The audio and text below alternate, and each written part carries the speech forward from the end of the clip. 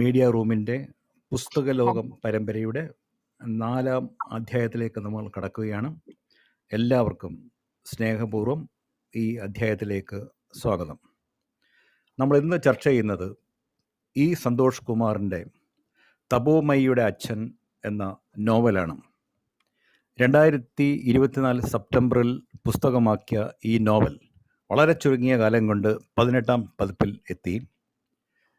കേരളത്തിലെ ഏറ്റവും വലിയ സാഹിത്യ പുരസ്കാരമായ Vayalar award, 2025 Vayalar award, 2024 Federal Bank പുരസ്കാരം തുടങ്ങി ഒട്ടേറെ പുരസ്കാരങ്ങൾ ലഭിച്ച കൃതിയാണ് തപോമയിയുടെ അച്ഛൻ. ഒരുപക്ഷെ മലയാള സാഹിത്യത്തിന് അത്രയൊന്നും പരിചിതമല്ലാത്ത ഒരു മേഖലയിലൂടെയാണ് ഈ നോവൽ സഞ്ചരിക്കുന്നത്. അപ്പോൾ ഈ നോവലിനെ ഇന്ന് വിലയിരുത്തി സംസാരിക്കുന്നത് doctor N. Renuka, Cherthala NSS കോളേജിലെ മലയാള വിഭാഗത്തിൽ അസോസിയേറ്റ് പ്രൊഫസറാണ് ഡോക്ടർ രേണുക. 2003 മുതൽ സാഹിത്യ കലാനിരൂപണ വിഷയങ്ങളെക്കുറിച്ച് ധാരാളം എഴുതുന്നുണ്ട്. 5 പുസ്തകങ്ങൾ പ്രസിദ്ധീകൃതമായിട്ടുണ്ട്. സൂചകങ്ങളുടെ താരാപഥം, സ്ത്രീ നാട്യകല, നങ്ങ്യാർകൂത്ത്, ബീറ്റിൽസ്, ദൈവത്തോടുള്ള, അതിൻ്റെ പുസ്തകത്തിൻ്റെ മുഴുവൻ പേരെന്താണ്? ദൈവത്തോടുള്ള കലഹങ്ങൾ, ബീറ്റിൽസ്, ദൈവത്തോടുള്ള കലഹങ്ങൾ തുടങ്ങി 5 പുസ്തകങ്ങൾ ഡോക്ടർ എൻ. രേണുക എഴുതിയിട്ടുണ്ട്. അപ്പോൾ ഈ നോവലിസ്റ്റ് ഇ. സന്തോഷ് കുമാർ ഈ പരിപാടിയിൽ പങ്കെടുക്കും. തപോമയിയുടെ അച്ഛൻ, നേരത്തെ പറഞ്ഞു, അഭയ ജീവിതത്തെക്കുറിച്ചുള്ള നോവലാണ്. നോവലിൽ ഒരു ഭാഗത്ത് ഇങ്ങനെ അഭയാർത്ഥികളെക്കുറിച്ചുള്ള ഒരു പരാമർശമുണ്ട്. വേരുകൾ പിടുത്തമില്ലാത്ത ജലസസ്യങ്ങളെ പോലെയാണ് അഭയാർത്ഥികൾ. ഇതിലെ നായകൻ തപോമയിയുടെ അച്ഛൻ, ഗോപാൽദ എന്ന് പ്രിയപ്പെട്ടവർ വിളിക്കുന്ന ഗോപാൽ ബറുവ. അദ്ദേഹം കിഴക്കൻ ബംഗാളിൽ നിന്നുള്ള അഭയാർത്ഥിയാണ്. സുന്ദർബൻസ് ദ്വീപിൽ അദ്ദേഹത്തിൻ്റെ 2ാം ജീവിതം ആരംഭിക്കുന്നു. അവിടെ വെള്ളപ്പൊക്കം വന്ന് ദ്വീപ് അപ്രത്യക്ഷമാകുന്നു, പിന്നെ കൽക്കട്ടയിലേക്ക്. അപ്പോൾ ഓരോ മഴ കാണുമ്പോഴും അദ്ദേഹത്തിൻ്റെ മനസ്സിലുള്ളത് ദ്വീപ് മുങ്ങിപ്പോയ പ്രാചീനമായ ഒരു മഴക്കാലമാണ്. മനസ്സിനുള്ളിലെ സംഭീതമായ തോരാമഴ, അതിൽ കുറ്റബോധമുണ്ട്. താൻ സ്നേഹിച്ചിരുന്ന ബാല്യകാല സഖിയായ സുമൻ്റെ ഭർത്താവായി വന്ന ശ്യാമൾ ബറുവയെ മനഃപൂർവ്വം അദ്ദേഹം ദ്വീപിൽ നിന്ന് രക്ഷിക്കാതെ മരണത്തിലേക്ക് ഇട്ടുകൊടുത്ത ഒരു കുറ്റബോധവുമായാണ് അദ്ദേഹം ജീവിക്കുന്നത്. നിഗൂഢമായ ഭാഷ അദ്ദേഹത്തിന് സ്വായത്തമായിട്ടുണ്ട്. അങ്ങനെ മലയാള സാഹിത്യത്തിന് അത്ര പരിചിതമല്ലാത്ത ഒരു പഥത്തിലൂടെയാണ് സന്തോഷ് കുമാർ സഞ്ചരിക്കുന്നത്. അപ്പോൾ സന്തോഷ് കുമാറിൻ്റെ നോവലിനെ വിലയിരുത്തുന്നു ഡോക്ടർ എൻ. രേണുക. പ്രിയപ്പെട്ട സന്തോഷ് കുമാർ എത്തിയിട്ടുണ്ട്. അദ്ദേഹവും ഈ പരിപാടിയിൽ സംസാരിക്കും. ആദ്യം ഡോക്ടർ എൻ. രേണുക.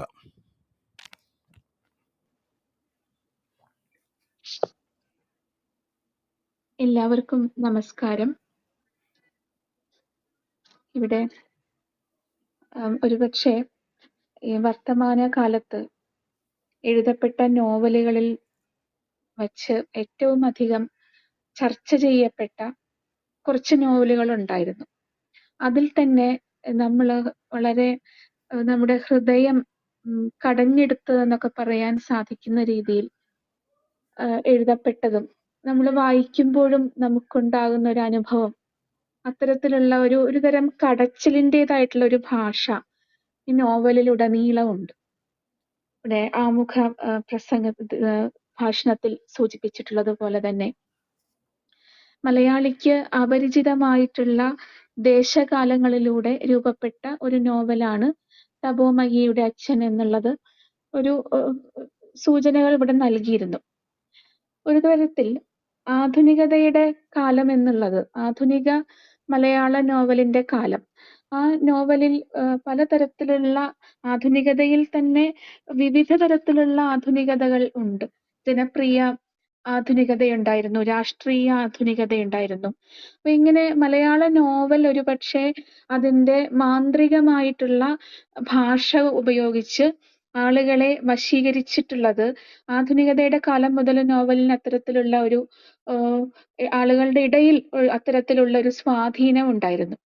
എങ്കിലും വലിയ തോതിൽ വിമർശിക്കപ്പെട്ടതും ഒരുപക്ഷെ ഭാഷയുടെ മാത്രം സൃഷ്ടി എന്നുള്ള രീതിയിൽ അല്ലെങ്കിൽ സൂചക കഥാപാത്രങ്ങളുടെ ഒരു പശ്ചാത്തലമുള്ള നോവലുകൾ എന്നുള്ള രീതിയിലും ഒക്കെ അസ്തിത്വ പ്രതിസന്ധിയെ സംബന്ധിച്ചും ഒക്കെയുള്ള വിഷയങ്ങളിൽ പലതരത്തിലും ആളുകൾ ഒരേ സമയം ആദരിക്കുകയും ആരാധിക്കുകയും വിമർശിക്കുകയും ചെയ്തിരുന്ന ഒരു നോവൽ ലോകമുണ്ട്. ആധുനികത സൃഷ്ടിച്ചെടുത്ത ഒരു ലോകമുണ്ട്.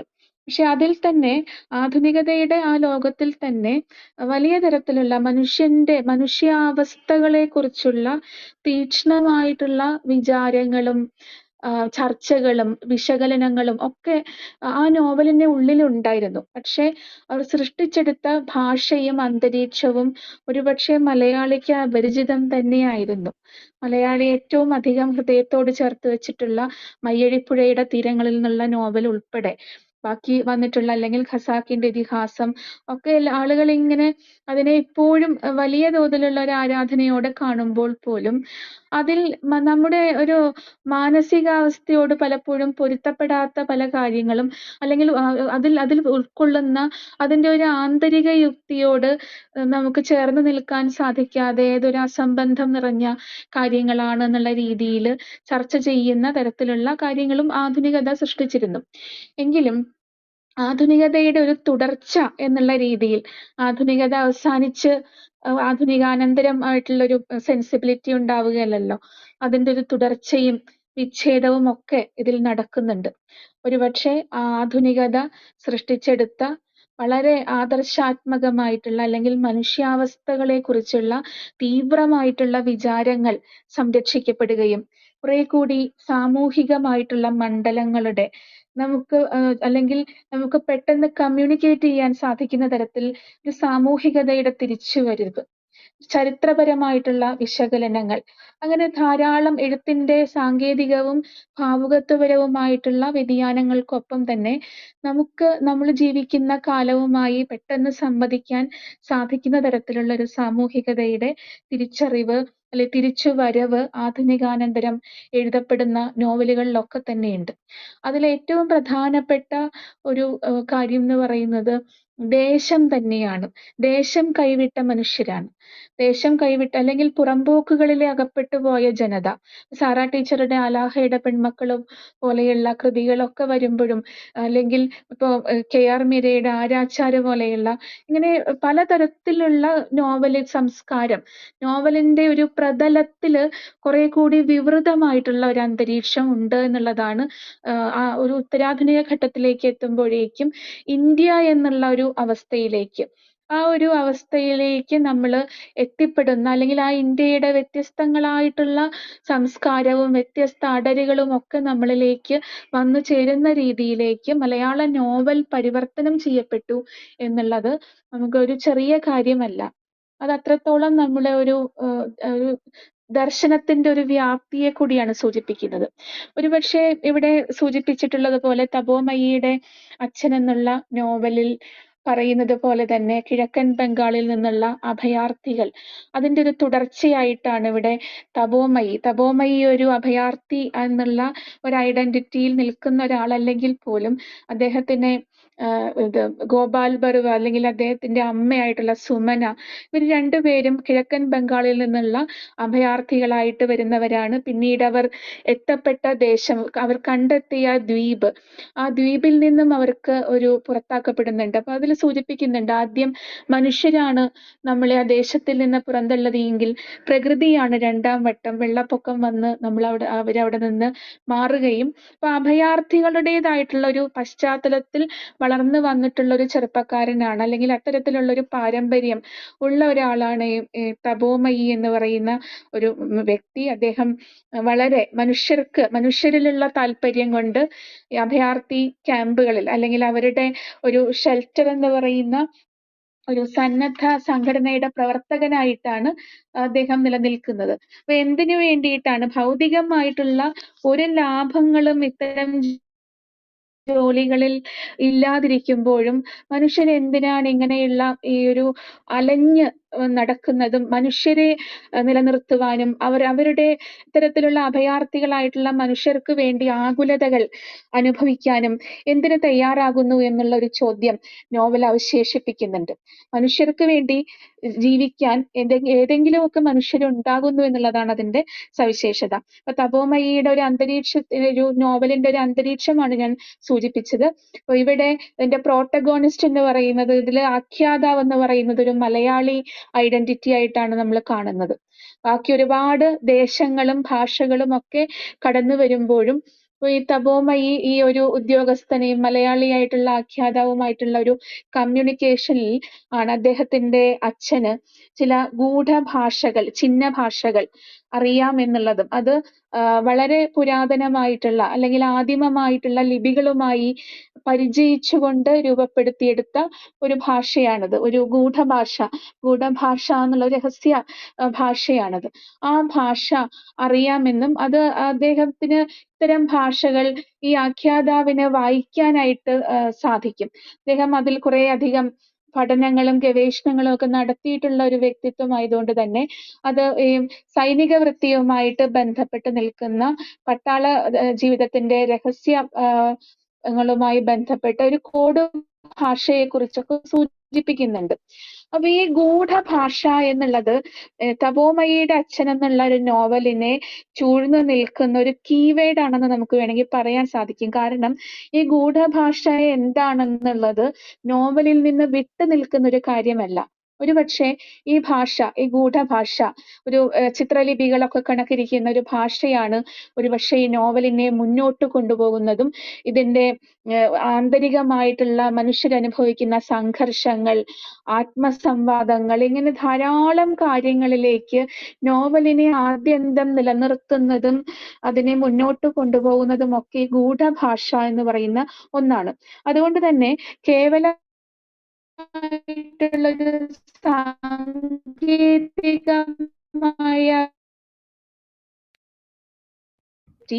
എന്നുള്ള ഒരു സാന്നിധ്യം എന്നുള്ള രീതിയിൽ മാത്രം ഈ ചിഹ്ന ഭാഷയെ, നോവലിൽ കാണുന്ന ചിഹ്ന ഭാഷയെ നമുക്ക് അതിനെ അങ്ങനെ സമീപിക്കാൻ സാധിക്കും. അതിന്റെ ഒരു ചരിത്രപരമായി സംബന്ധിച്ചുള്ള വ്യവഹാര വിശകലനങ്ങൾ നമുക്ക് എടുക്കാനായിട്ട് സാധിക്കും. പക്ഷെ ഇത് ആ രീതിയിലല്ല നോവലിൽ കടന്നു വരുന്നത് എന്നുള്ളതാണ് എൻ്റെ ഒരു വായനയിൽ മനസ്സിലായത്. അതിൽ നിന്ന് വ്യത്യസ്തങ്ങളായിട്ടുള്ള അഭിപ്രായങ്ങൾ ഉണ്ടാകാം. വായനയുടെ ഒരു ബഹുസ്വരത നമ്മൾ നിലനിർത്തി പോകണം എന്നുള്ളത് കൊണ്ട് തന്നെ ഇതിൽ ഒരു വായനയിൽ അനുഭവപ്പെട്ട ഒരു കാര്യം മാത്രമാണ് ഞാൻ പങ്കുവയ്ക്കുന്നത്. അപ്പൊ ഈ ഇത് തപോമയിയുടെ അച്ഛൻ, ആ അച്ഛൻ അവരെ ഒരു നഗരത്തിന്റെ മധ്യത്തിൽ നിറയെ പടർപ്പുകളുള്ള ഒരു പുരാതനമായിട്ടുള്ള ഒരു വീട്ടിൽ താമസിക്കുന്ന ഈ മനുഷ്യനെ അദ്ദേഹം, ഈ ആഖ്യാതാവ് തപോമയിയോടൊപ്പം ചെന്ന് പരിചയപ്പെടുന്നതും അങ്ങനെ ഓരോ പരിചയത്തിലും ധാരാളം കഥാപാത്രങ്ങൾ അവരുടെ ഒരു ഭൂതകാലം ചുരുളഴിയുന്നുണ്ട്.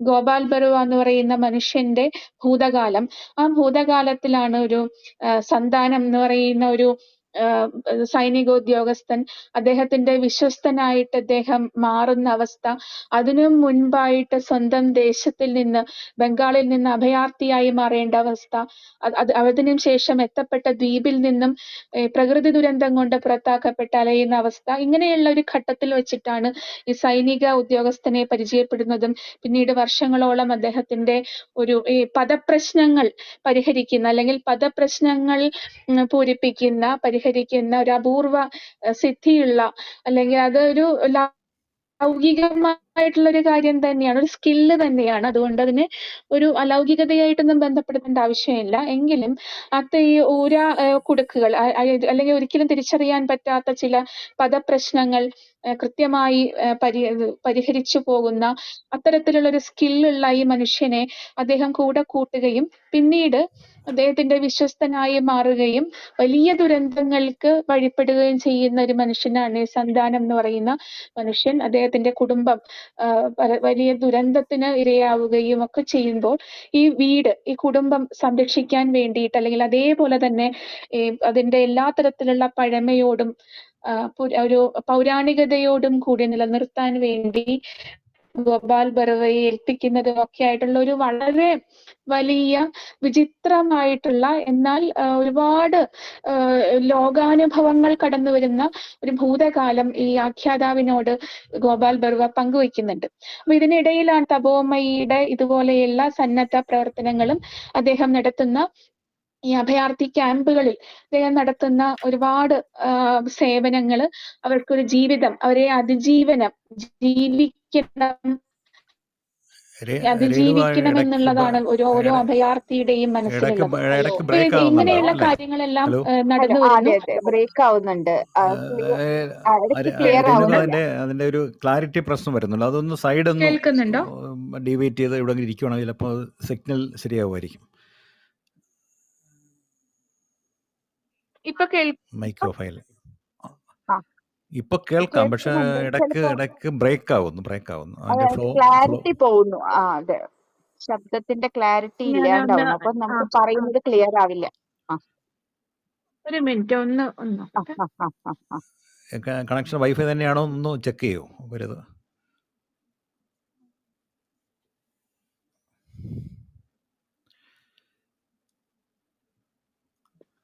ഇപ്പൊ കേൾക്കുന്നുണ്ടോ? ഇപ്പം കേൾക്കാം. മൈക്ക് മ്യൂട്ടാണ്. ഇപ്പൊ കേൾക്കാമല്ലോ അല്ലേ? ഇപ്പം കേൾക്കാം. ഇപ്പൊ കുഴപ്പമൊന്നുമില്ല. അപ്പൊ ഏതുവരെ ഞാൻ പറഞ്ഞെന്നുള്ളത് എനിക്ക് പരിപാലിക്കുന്നതിനെ പറ്റിയിട്ടാണ്. അങ്ങനെ പരിപാലിക്കാൻ സാധാരണ സാഹചര്യങ്ങളിൽ ഇല്ലാത്ത രീതിയിൽ ഒരാൾക്ക് കൊടുക്കുന്നു.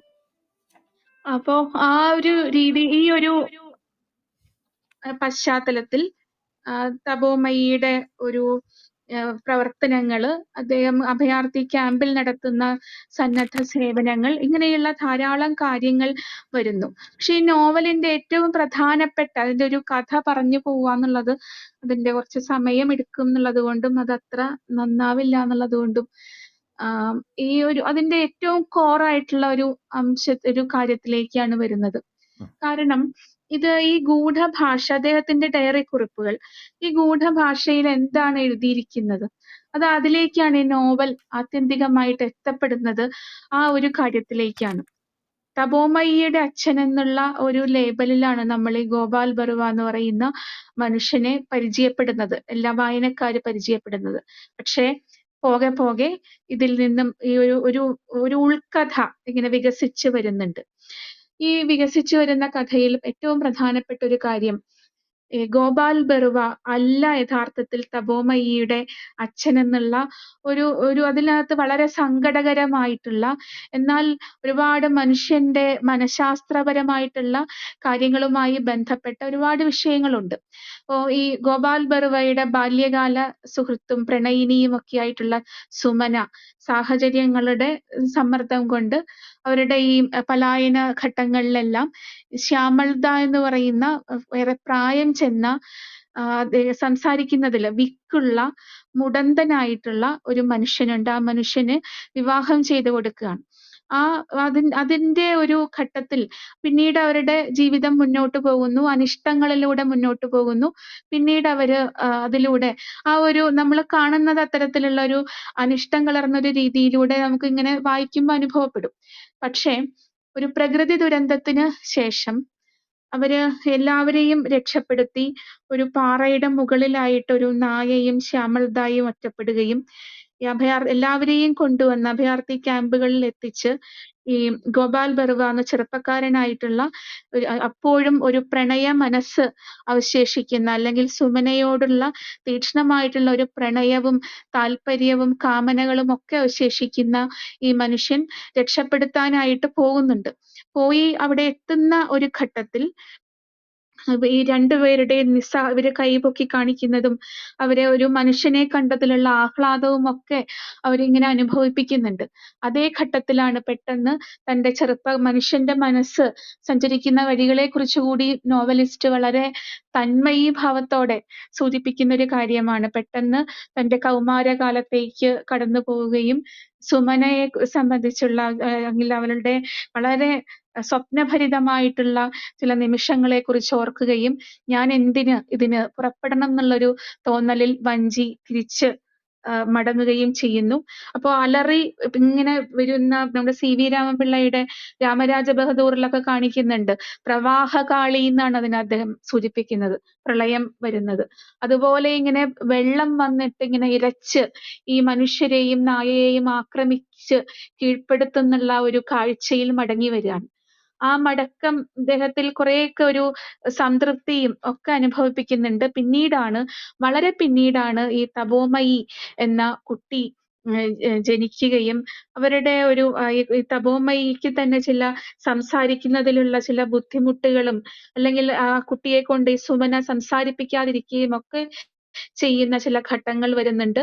ഇവർ അഭയാർത്ഥി ക്യാമ്പിൽ നിന്ന് വളരെ മോശമായ രീതിയിൽ ബലാത്സംഗം ചെയ്യപ്പെട്ട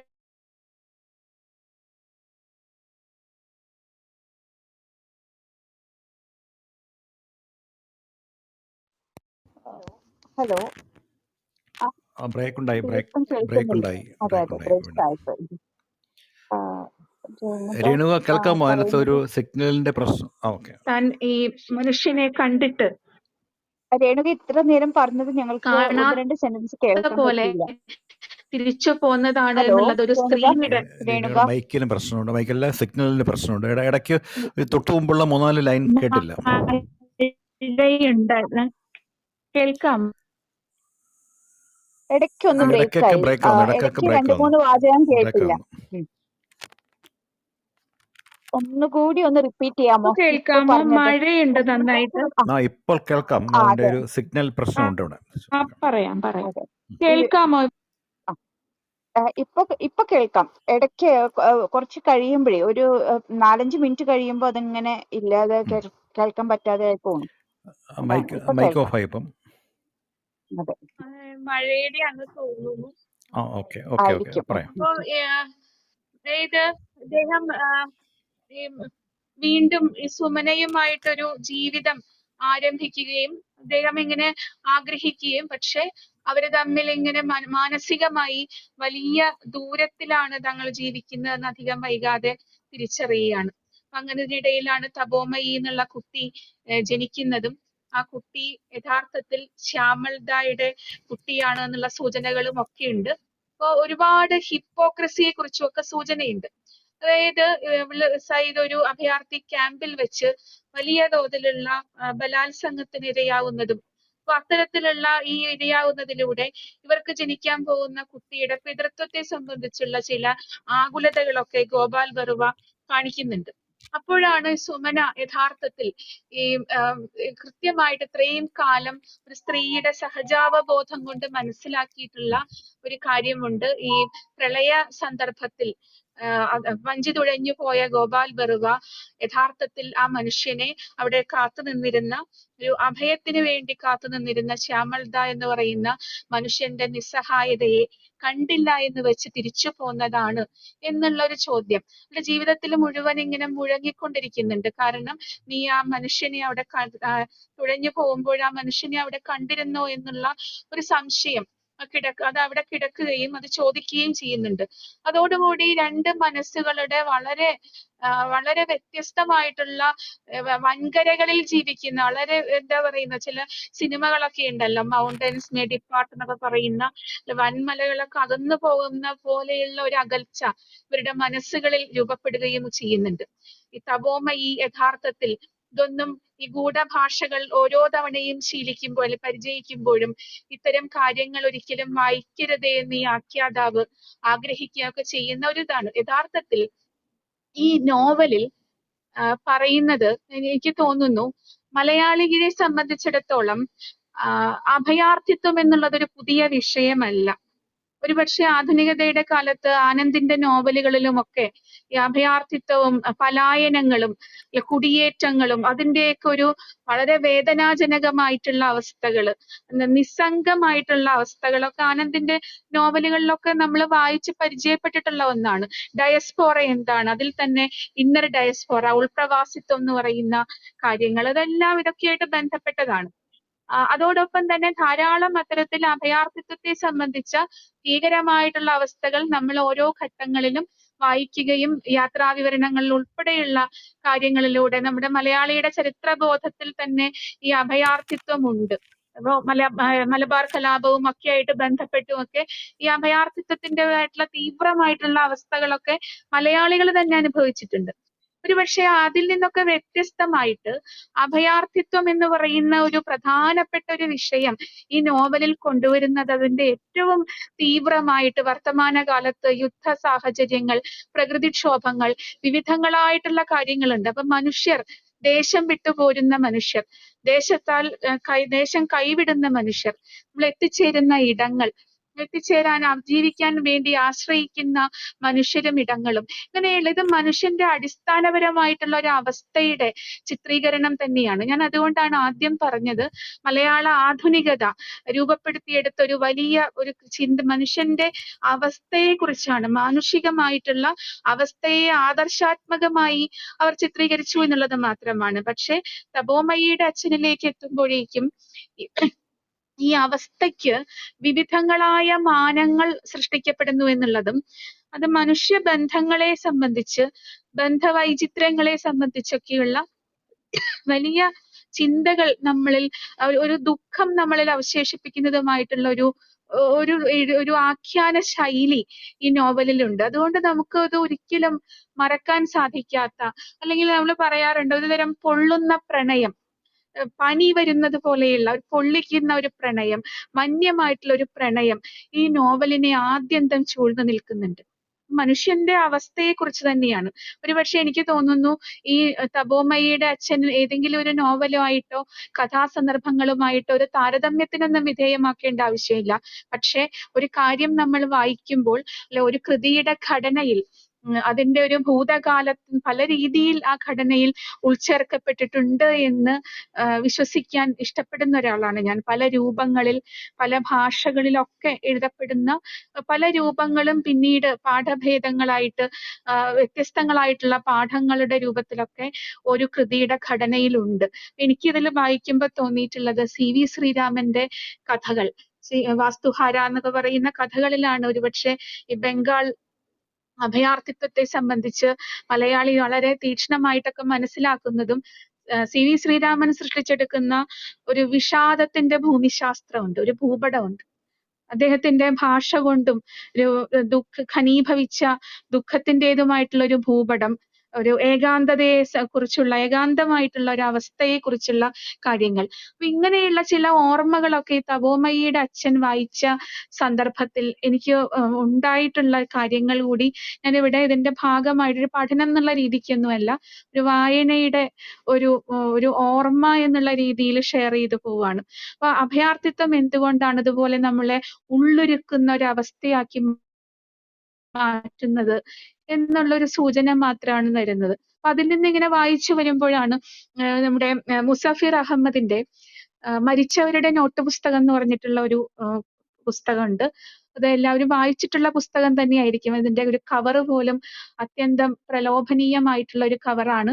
പക്ഷേ അതിൽ എങ്ങനെയാണ് ഈ അഭയാർത്ഥിത്വം, പ്രവാസവും അഭയാർത്ഥിത്വവും ഒക്കെ മനുഷ്യനെ നടുക്കുന്ന അനുഭവങ്ങളായിട്ട്, മരണം മണക്കുന്ന അനുഭവങ്ങളായിട്ടൊക്കെ മാറുന്നതിനൊക്കെ ഇങ്ങനെ ഓർമ്മകളായിട്ട് വരികയാണ് ഇതൊക്കെയായിട്ട് ബന്ധപ്പെട്ട്. അങ്ങനെ ഒരു ടോപ്പിക്, അല്ലെങ്കിൽ അങ്ങനെയുള്ള ഒരു സംസ്കാരത്തിൽ നിന്നുകൊണ്ടാണ് അഭയാർത്ഥിത്വം, പലായനം, അതുപോലെ കുടിയേറ്റം, ആ മനുഷ്യരനുഭവിക്കുന്ന തീവ്രമായിട്ടുള്ള അരക്ഷിതാവസ്ഥകൾ, എത്തപ്പെടുന്ന ദേശങ്ങളിലൊന്നും അവർ സ്വീകാര്യവരല്ല, അവരൊരിക്കലും സ്വീകരിക്കപ്പെടുന്നില്ല, അവർ നിഴലുകളായിട്ട് മാറുന്നു. അപ്പോൾ ഈ തപോമയി അദ്ദേഹത്തിന്റെ ഈ ഒരു അഭയാർത്ഥി ക്യാമ്പിൽ വന്നെത്തുന്ന പർവീണ എന്ന് പറയുന്ന ഒരു പെൺകുട്ടിയോട് അദ്ദേഹത്തിന് നിശബ്ദമായിട്ടുള്ള ഒരു പ്രണയമുണ്ട്. ആ പ്രണയം, പർവീണയെ ഇദ്ദേഹത്തിന്റെ വീട്ടിൽ കൊണ്ടുവന്ന് നിർത്തുമ്പോൾ ഗോപാൽ ബറുവ പരിചയപ്പെടുത്തുന്ന ഒരു കാര്യമുണ്ട്. എനിക്ക് അവളുടെ പശ്ചാത്തലം ഊഹിക്കാൻ സാധിക്കുന്നതാണ് പറയുന്നത്. കാരണം അവര് ഒരു നിഴലുകളെ പോലെയാണ് പെരുമാറുന്നത്.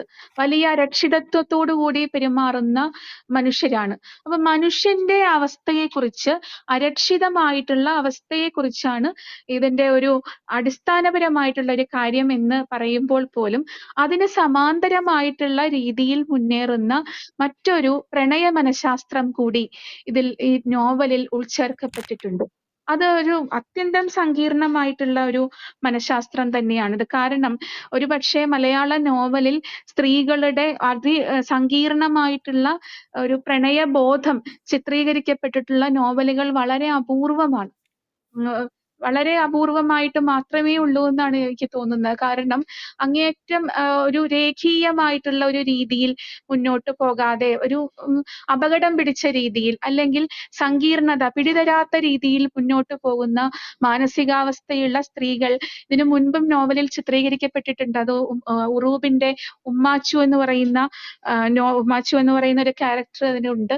അതുപോലെ തന്നെയാണ് പിന്നീട് ഇങ്ങോട്ട് വരുന്ന സന്ദർഭങ്ങളിലെല്ലാം എങ്ങനെയൊക്കെയാണ് കെ സുരേന്ദ്രന്റെ മരണം ദുർബലം എന്ന് പറയുന്ന നോവലിൽ, സുരേന്ദ്രന്റെ മിക്കവാറും നോവലുകളിലൊക്കെ ഇതൊക്കെ വരുന്നുണ്ട്.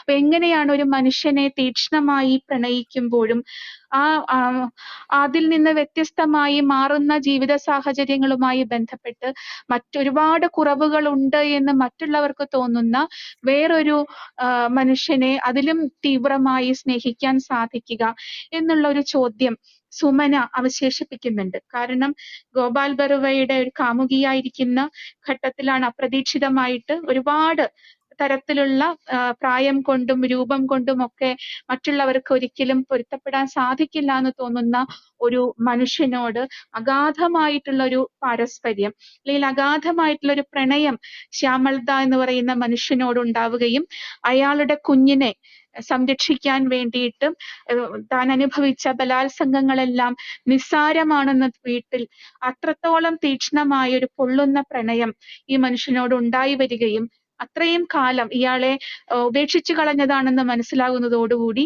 എത്രയോ കാലങ്ങൾ ബാല്യകാലം മുതൽ തന്നോടൊപ്പം ഉണ്ടായിരുന്ന ഈ ഗോപാൽ ബറുവ എന്ന് പറയുന്ന മനുഷ്യനോട് വൈകാരികമായിട്ടുള്ള ഒരു അകൽച്ച സൂക്ഷിക്കാനും ഒരു സ്ത്രീക്ക് സാധിക്കുന്നു എന്നുള്ളതാണ്.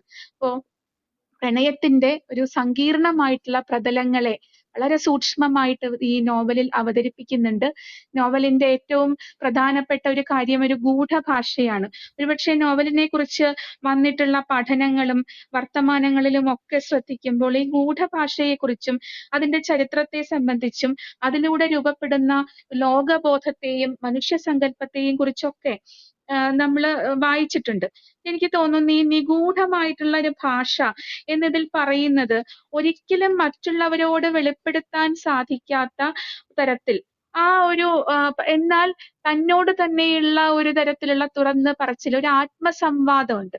ആത്മസംവാദത്തിന്റെ ഒരു കീ ആയിട്ടാണ് ഈ ഗൂഢഭാഷ നിലനിൽക്കുന്നതെന്നാണ് എനിക്ക് പലപ്പോഴും ഇത് വായനയിൽ തോന്നിയിട്ടുള്ളത്.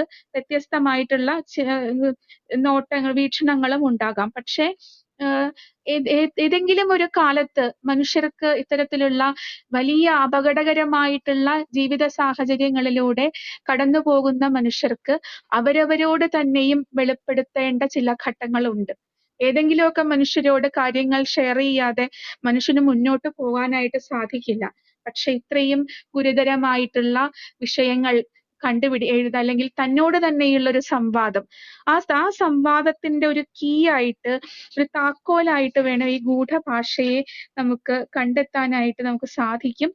അങ്ങനെയാണ് തന്റെ ഒരു വലിയ ഭൂതകാലത്തെ അല്ലെങ്കിൽ ഒരിക്കലും എവിടെയും ആരും അറിയരുതെന്നും വെളിപ്പെടരുതെന്നും ആഗ്രഹിക്കുന്ന ഈ ഭൂതകാലത്തെ എന്തുകൊണ്ട് നിഗൂഢ ലിപികളിൽ, ഗൂഢഭാഷയിൽ, ഒരു ചിഹ്ന ഭാഷയിൽ എഴുതി എന്നുള്ള ഒരു ചോദ്യമുണ്ട്. മനുഷ്യരാരും വളരെ മോശപ്പെട്ട മനുഷ്യരാകുന്നില്ല എന്നുള്ളതാണ് ഈ നോവൽ ആത്യന്തികമായി മുന്നോട്ട് വയ്ക്കുന്ന ഒരു കാര്യം എന്നുള്ളതാണ്. തപോമയി എന്നുള്ള വാക്കിന്റെ അർത്ഥം ഉത്തമനായിട്ടുള്ള മനുഷ്യൻ എന്നുള്ള ഒരു കാര്യം കൂടി ഉണ്ടല്ലോ. തപോമയിയുടെ ജോലി തന്നെ അതാണ്. ഒരിക്കലും ഒരു ലാഭവും പ്രതീക്ഷിക്കാതെ മനുഷ്യർക്ക് വേണ്ടിയിട്ട് കൂട്ടുപോകുന്ന ഒരു ഒരു ഇതാണ്. ഇതിൽ മരണപ്പെടുന്ന അവസ്ഥകളിലുള്ള ചെറുപ്പക്കാരനുണ്ട്, പർവീണയുണ്ട്. ഒരുപാട് അവർക്കൊന്നും മരണമല്ലാതെ അഭയാർത്ഥികളുടെ മുന്നിൽ ലോകവും ദേശവും കൈവിട്ട ഭയം മാത്രം കൈമുതലായിട്ടുള്ള മനുഷ്യന് മുന്നിൽ ഇത്തരത്തിലുള്ള മരണമല്ലാതെ ശാരീരികമായിട്ടുള്ള പീഡകളല്ലാതെ മറ്റൊരു ഉപാധികളില്ല എന്നുള്ള ഒരു ഗതികേട്, നിസ്സഹായത പങ്കുവയ്ക്കുന്നതോടൊപ്പം മനുഷ്യരാരും അത്ര മോശക്കാരല്ല.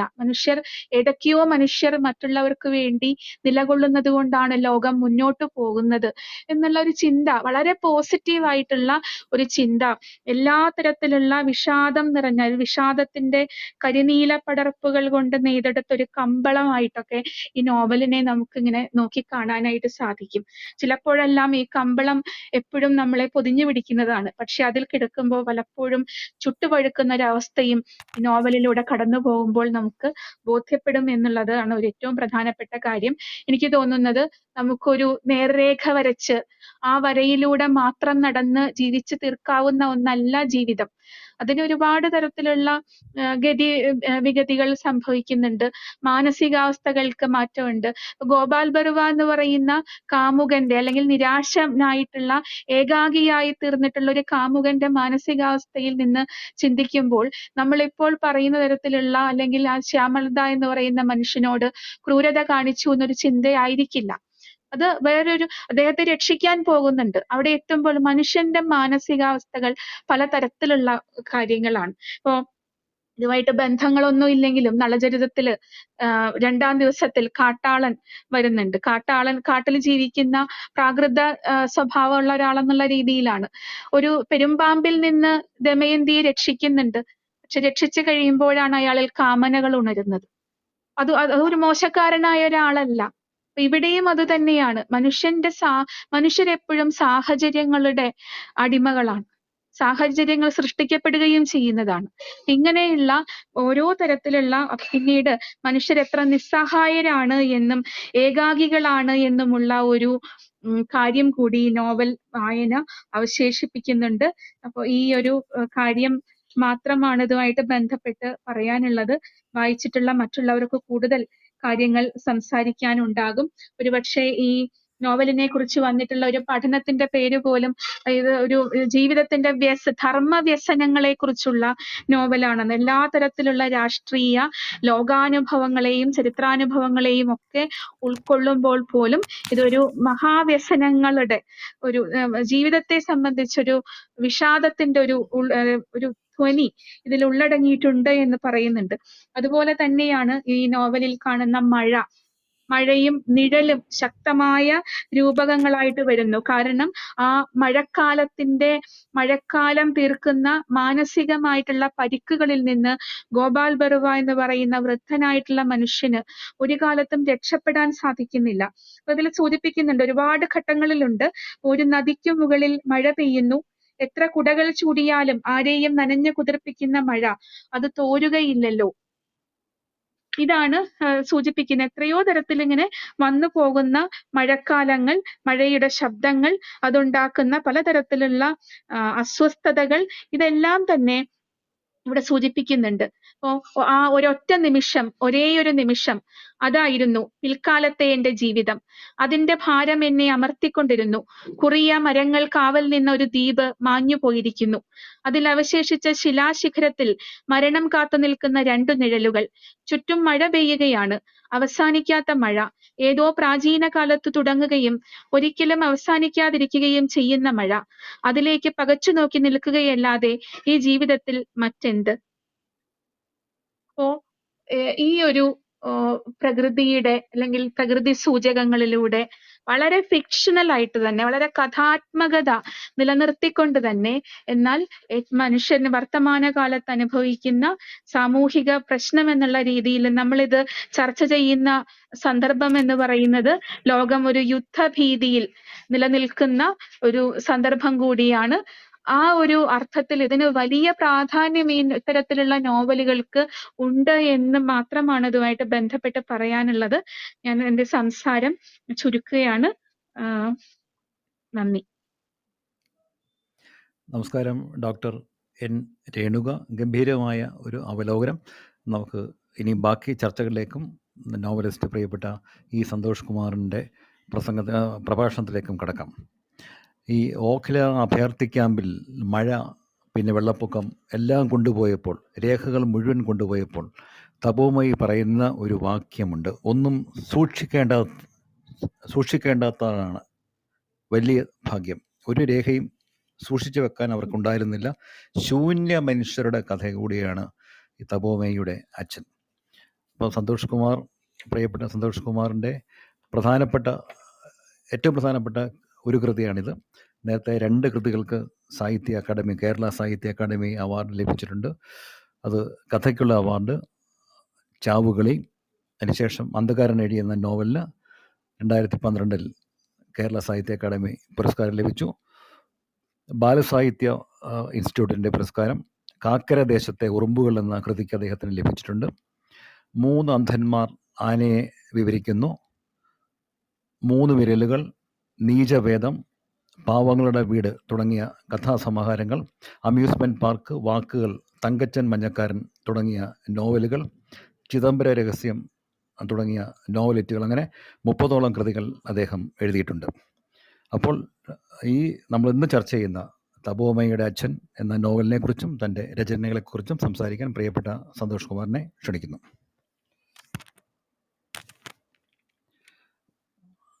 മൈക്ക് കേൾക്കാം. വളരെ സന്തോഷമല്ല. എല്ലാവർക്കും നമസ്കാരം. ഞാൻ ഉജ്ജ്വലമായിട്ടുള്ളൊരു പ്രഭാഷണമാണ് ഡോക്ടർ രേണുക നടത്തിയിട്ടുള്ളത്. ഞാൻ സമഗ്രമായിട്ടും വിശദമായിട്ടും സംസാരിച്ചു, മനോഹരമായിട്ട് സംസാരിച്ചു. ഇപ്പൊ പറയുന്ന വിഷാദത്തിന്റെ നീല നിറമുള്ളൊരു കമ്പളം കൂടി എന്നൊക്കെ പറയുന്ന അത് വളരെ കാവ്യാത്മകമായിട്ട് സംസാരിച്ചു. അതിന് വളരെ നന്ദി. എൻ്റെ ഒരു പരിമിതി, ഞാൻ ഈ പുസ്തകത്തെ പറ്റി ഇപ്പോൾ ഒരുപാട് സ്ഥലങ്ങളിലാണ് സംസാരിച്ചിട്ടുള്ളത്. അതുപോലെ തന്നെ വീഡിയോകള്, അങ്ങനെ ഈ പ്രത്യേകിച്ച് ഈ വയലാർ അവാർഡ് കിട്ടിയിട്ടുള്ള ഒരു 4-5 മാസമായിട്ട് ഇതേപ്പറ്റി സംസാരിക്കുന്നത്. അപ്പൊ ഒരു പരിമിതി എന്താ വെച്ചാൽ, ഒരേ വിഷയത്തെ പറ്റിയും ഒരേ കൃതിയെ പറ്റിയും ഒരാൾ തന്നെ സംസാരിക്കുമ്പോൾ ഉള്ള ആവർത്തനങ്ങൾ വളരെ ഒരു സ്വാഭാവികമായിട്ട് വരുന്നതാണ്. അപ്പൊ അതുകൊണ്ട് പല സ്ഥലങ്ങളിലും പറഞ്ഞ കാര്യങ്ങൾ വിശദീകരിക്കാനോ അല്ലെങ്കിൽ അങ്ങനെ ആയിരിക്കാനാണ് സാധ്യത. അത് നിങ്ങൾ ക്ഷമിക്കണം, പലരും അത് കേട്ടിട്ടുണ്ടെങ്കിൽ. ഈ നോവല് ഞാൻ ഒരുപക്ഷെ പെട്ടെന്ന് ഉണ്ടായ ഒരു നോവലല്ല. അതുകൊണ്ടാണ് ഇതിൽ ഈ 3 വ്യത്യസ്തമായിട്ടുള്ള വിഷയങ്ങൾ വരുന്നത്. ഒന്ന്, ഈ പറയുന്ന പോലെ ഒരു മനുഷ്യന്റെ അഗാധമായിട്ടൊരു കുറ്റബോധം, അതുപോലെ കുമ്പസാരം എന്ന് പറയുന്നത് പൊതുവെ എല്ലാ നോവലിസ്റ്റുകൾക്കും, വളരെ വലിയ നോവലിസ്റ്റുകൾക്ക്, മഹർഷി സമാനരായിട്ടുള്ള നോവലിസ്റ്റുകൾക്ക് പോലും വളരെ പ്രിയപ്പെട്ട ഒരു പ്രമേയമാണ്. അത് പൊതുവെ നമ്മുടെ ഭാഷയിലും ഉണ്ട്, വിദേശത്തും എല്ലാവിടെയും ഉള്ള ഒരു വിഷയമാണ് ഇത്. പക്ഷെ ഈ ഒരു വിഷയം ഞാൻ ഒരുപക്ഷെ അന്ധകാരനി എന്നുള്ളൊരു രാഷ്ട്രീയ നോവലൊക്കെ എഴുതുന്നതിന് മുമ്പ് തന്നെ ആലോചിച്ചിട്ടൊരു നോവലാണ്, ഒരു പ്രമേയമാണ്. പക്ഷെ അതന്ന് അങ്ങനെ എഴുതി വരാനുള്ള ഒരു സാഹചര്യം ഉണ്ടായിരുന്നില്ല. പിന്നെ അത് കഴിഞ്ഞ് ഈ അന്ധകാരനി എഴുതി കഴിഞ്ഞ സമയത്ത് പലപ്പോഴും ഈ ചില ചരിത്രപരമായിട്ടുള്ള ചില പ്രദേശങ്ങൾ സന്ദർശിക്കാനുള്ള ചില അവസരങ്ങൾ കിട്ടിയിട്ടുണ്ട്. അപ്പൊ ഈ ലോതാൾ എന്നൊക്കെ പറയുന്ന സ്ഥലങ്ങളുണ്ട്, അഹമ്മദാബാദ് അടുത്ത് നമ്മുടെ സൈന്ധവ നാഗരികതയായിട്ട്. അപ്പൊ അതിലുള്ള ഈ ഗൂഢലിപികളൊക്കെ വളരെ അവിടെ പ്രദർശനത്തിന് വെച്ചിട്ടുള്ള, അതുപോലെ ഡൽഹിയുടെ നമ്മുടെ മ്യൂസിയത്തിൽ വെച്ചിട്ടുള്ള ഇതിന്റെ ലോതാൾ സൈന്ധവ ഇനിയും കണ്ടെളിയിക്കപ്പെടാനാവാത്ത ഈ ലിപികള് കാണുകയും അതിനോടുള്ള ഒരു കൗതുകം ഉണ്ടാവുകയും ചെയ്യും. എപ്പോഴും നമ്മൾ എഴുത്തുകാർ പൊതുവെ ഏതെങ്കിലും ഒരു വിഷയത്തിൽ ഇങ്ങനെ ഉള്ളിലോ അത് ഉപയോഗിച്ചിരിക്കുന്നത്, അത് ഉറങ്ങിക്കിടക്കുന്നുണ്ടാവും. ഏതെങ്കിലും ഒരു സ്ഥലത്ത് നിന്ന് തൊടുമ്പോഴായിരിക്കും ഈ പ്രത്യേകിച്ച് നമുക്കത് ഇതിനോട് കണക്ട് ചെയ്യാൻ പറ്റുള്ളൂ എന്നുള്ളത് തോന്നില്ല. അപ്പൊ അതുകൊണ്ട് തന്നെ നേരത്തെ ഉദ്ദേശിച്ച ഈ കുമ്പസാരവും അതിനോട് ബന്ധപ്പെട്ട ഇത് പെട്ടെന്ന് അങ്ങനെ കണക്ട് ചെയ്തതാണ്. പിന്നെ ഞാനൊരു 1.5-2 വർഷത്തോളം കാലം കൽക്കത്തയില് ജോലി ചെയ്യുകയുണ്ടായി. അത് 19-20 കാലഘട്ടത്തിൽ. ആ സമയത്താണ് ഒരുപക്ഷെ ഈ അഭയാർത്ഥി പ്രശ്നങ്ങളായിട്ട് കുറച്ചുകൂടി ഒരു ബന്ധപ്പെടുന്നത്. കാരണം അഭയാർത്ഥികളെ ഒരുപാട് സ്വീകരിച്ചിട്ടുള്ള ഒരു നഗരമാണ് കൽക്കത്ത. അതുകൊണ്ടാണ് ഇപ്പൊ അവിടെയുള്ള തെരഞ്ഞെടുപ്പുകളിലൊക്കെ ഒരുപാട് പ്രശ്നങ്ങളൊക്കെ ഉന്നയിക്കപ്പെടുന്നത്. എങ്കിലും 1 കോടിയോളോ അല്ലെങ്കിൽ ഒരുപക്ഷെ അതിനേക്കാൾ അധികം ബംഗ്ലാദേശി അഭയാർത്ഥികളൊക്കെ സ്വീകരിച്ചിട്ടുള്ള ഒരു സ്ഥലമാണ്. അപ്പൊ അതുകൊണ്ട് അതിലുള്ള ചില സ്ഥലങ്ങളും ഒക്കെ ഇതിനോടൊപ്പം ഞാൻ താമസിച്ചിരുന്ന ടോളിഗഞ്ച് എന്ന് പറയുന്ന അഭയാർത്ഥികളുടെ ഒരു താമസ സ്ഥലമായിരുന്നു കേട്ടിട്ടുണ്ട്. അവിടേക്ക് വരുന്ന ഭാക്കോറിയ ഈ നോവൽ തന്നെ ഉപയോഗിക്കുന്നുണ്ട്. പക്ഷെ പിന്നീട് അത് ഡൽഹിക്ക് മാറ്റേണ്ടി വന്നതിന് ശേഷമാണ് ഈ എന്തൊക്കെ പറഞ്ഞാലും കൊൽക്കത്ത പോലെ ഒരു നഗരത്തിന് അഭയാർത്ഥികളൊരു ഒരു വലിയ വിസമ്മതം ഉണ്ടാവാൻ സാധ്യത കുറവാണ്. അവരിപ്പോഴും കുറെ കൂടിയൊക്കെ അതിന്റെ ഒരു സ്വീകാര്യത ഉണ്ട് അവരുടെ ഇടയിൽ. അപ്പോൾ ഡൽഹിയിലുള്ള പ്രദേശങ്ങളായിട്ട് പിന്നെ ഈ പറയുന്ന നോവലെഴുത്തില് തീർച്ചയായിട്ടും ഒരു ഗവേഷണത്തിന്റെ സ്വഭാവം ഉണ്ട് എവിടെയെങ്കിലൊക്കെ. അപ്പൊ നമ്മളത് പുറത്തേക്ക് അധികം കൊടുക്കാതിരിക്കാൻ, ആളുകളുടെ ഒരു വായനയെ വിരസാക്കാതിരിക്കുക എന്നുള്ളതാണ് ശ്രമിക്കുന്നത്. അപ്പൊ ഈ ഒരുപക്ഷെ ഈ 2008 മുതൽ ഏതാണ്ടൊരു എഴുതുന്ന ഒരു 16 വർഷത്തോളം ഈ നോവല് ഇടയ്ക്ക് ഇങ്ങനെ എടുത്തു നോക്കുകയും ഇത് ശരിയാവാൻ പറ്റുമോ എന്ന് ഇങ്ങനെ ശ്രമിക്കും. അങ്ങനെ എഴുതുന്നു. 2019 ഏതാണ്ട് ഇതിന്റെ കഥ എന്റെ മനസ്സിൽ പൂർത്തിയായിരുന്നു. 19-20 കാലഘട്ടത്തിൽ. പ്രത്യേകിച്ച് ജ്ഞാനഭാരം എന്നുള്ളൊരു നോവൽ ഞാൻ ആ സമയത്ത് ബോംബെ, പൂനെ, കൽക്കത്ത പശ്ചാത്തലത്തിൽ എഴുതിയിരുന്നു. ആ നോവലിന്റെ സമയത്ത് തന്നെ ഈ കഥ ഞാൻ എന്റെ സുഹൃത്തിനോട് വിശദീകരിച്ച് പറയാൻ എനിക്ക് സാധിച്ചിരുന്നു. ഒരു കഥ പറയാന്ന് പറയുമ്പോൾ പക്ഷെ അത് ഒരു തുടക്കം കിട്ടാത്തത് കൊണ്ടും അതിന്റെ പോലെ തന്നെയുള്ള ചില സാങ്കേതികമായിട്ടുള്ള ചില പ്രശ്നങ്ങൾ കൊണ്ട് അത് അവിടെ ഇരുന്നു. പിന്നെ ഒരു പ്രത്യേക ഈ വിഷയത്തിനൊരു പക്വത വരുമ്പോഴേ നമുക്ക് എഴുതാനായിട്ട് സാധിക്കുള്ളൂ. പാകം വരണം. അതുകൊണ്ടാണ്. പക്ഷെ ചിലപ്പോ ഒരു ചെറിയൊരു ഉണ്ടായിരിക്കും ചില പത്രാധിപന്മാരുടെ ഇടയെന്നോ അല്ലെങ്കിൽ ചില സുഹൃത്തുക്കളുടെ ഇടയെന്നുള്ള ഒരു ചെറിയ സമ്മർദ്ദം കൂടി ഉണ്ട് ഇതിന്റെ പുറകില്. അപ്പൊ മാധ്യമത്തില് കുറെ വർഷങ്ങളായിട്ട് ഒരു നോവൽ ചോദിച്ചുകൊണ്ടിരിക്കുന്നു. അപ്പൊ അതെങ്ങനെ ആലോചിച്ചപ്പോ അങ്ങനെ നോവല് എഴുതിയതാണ്.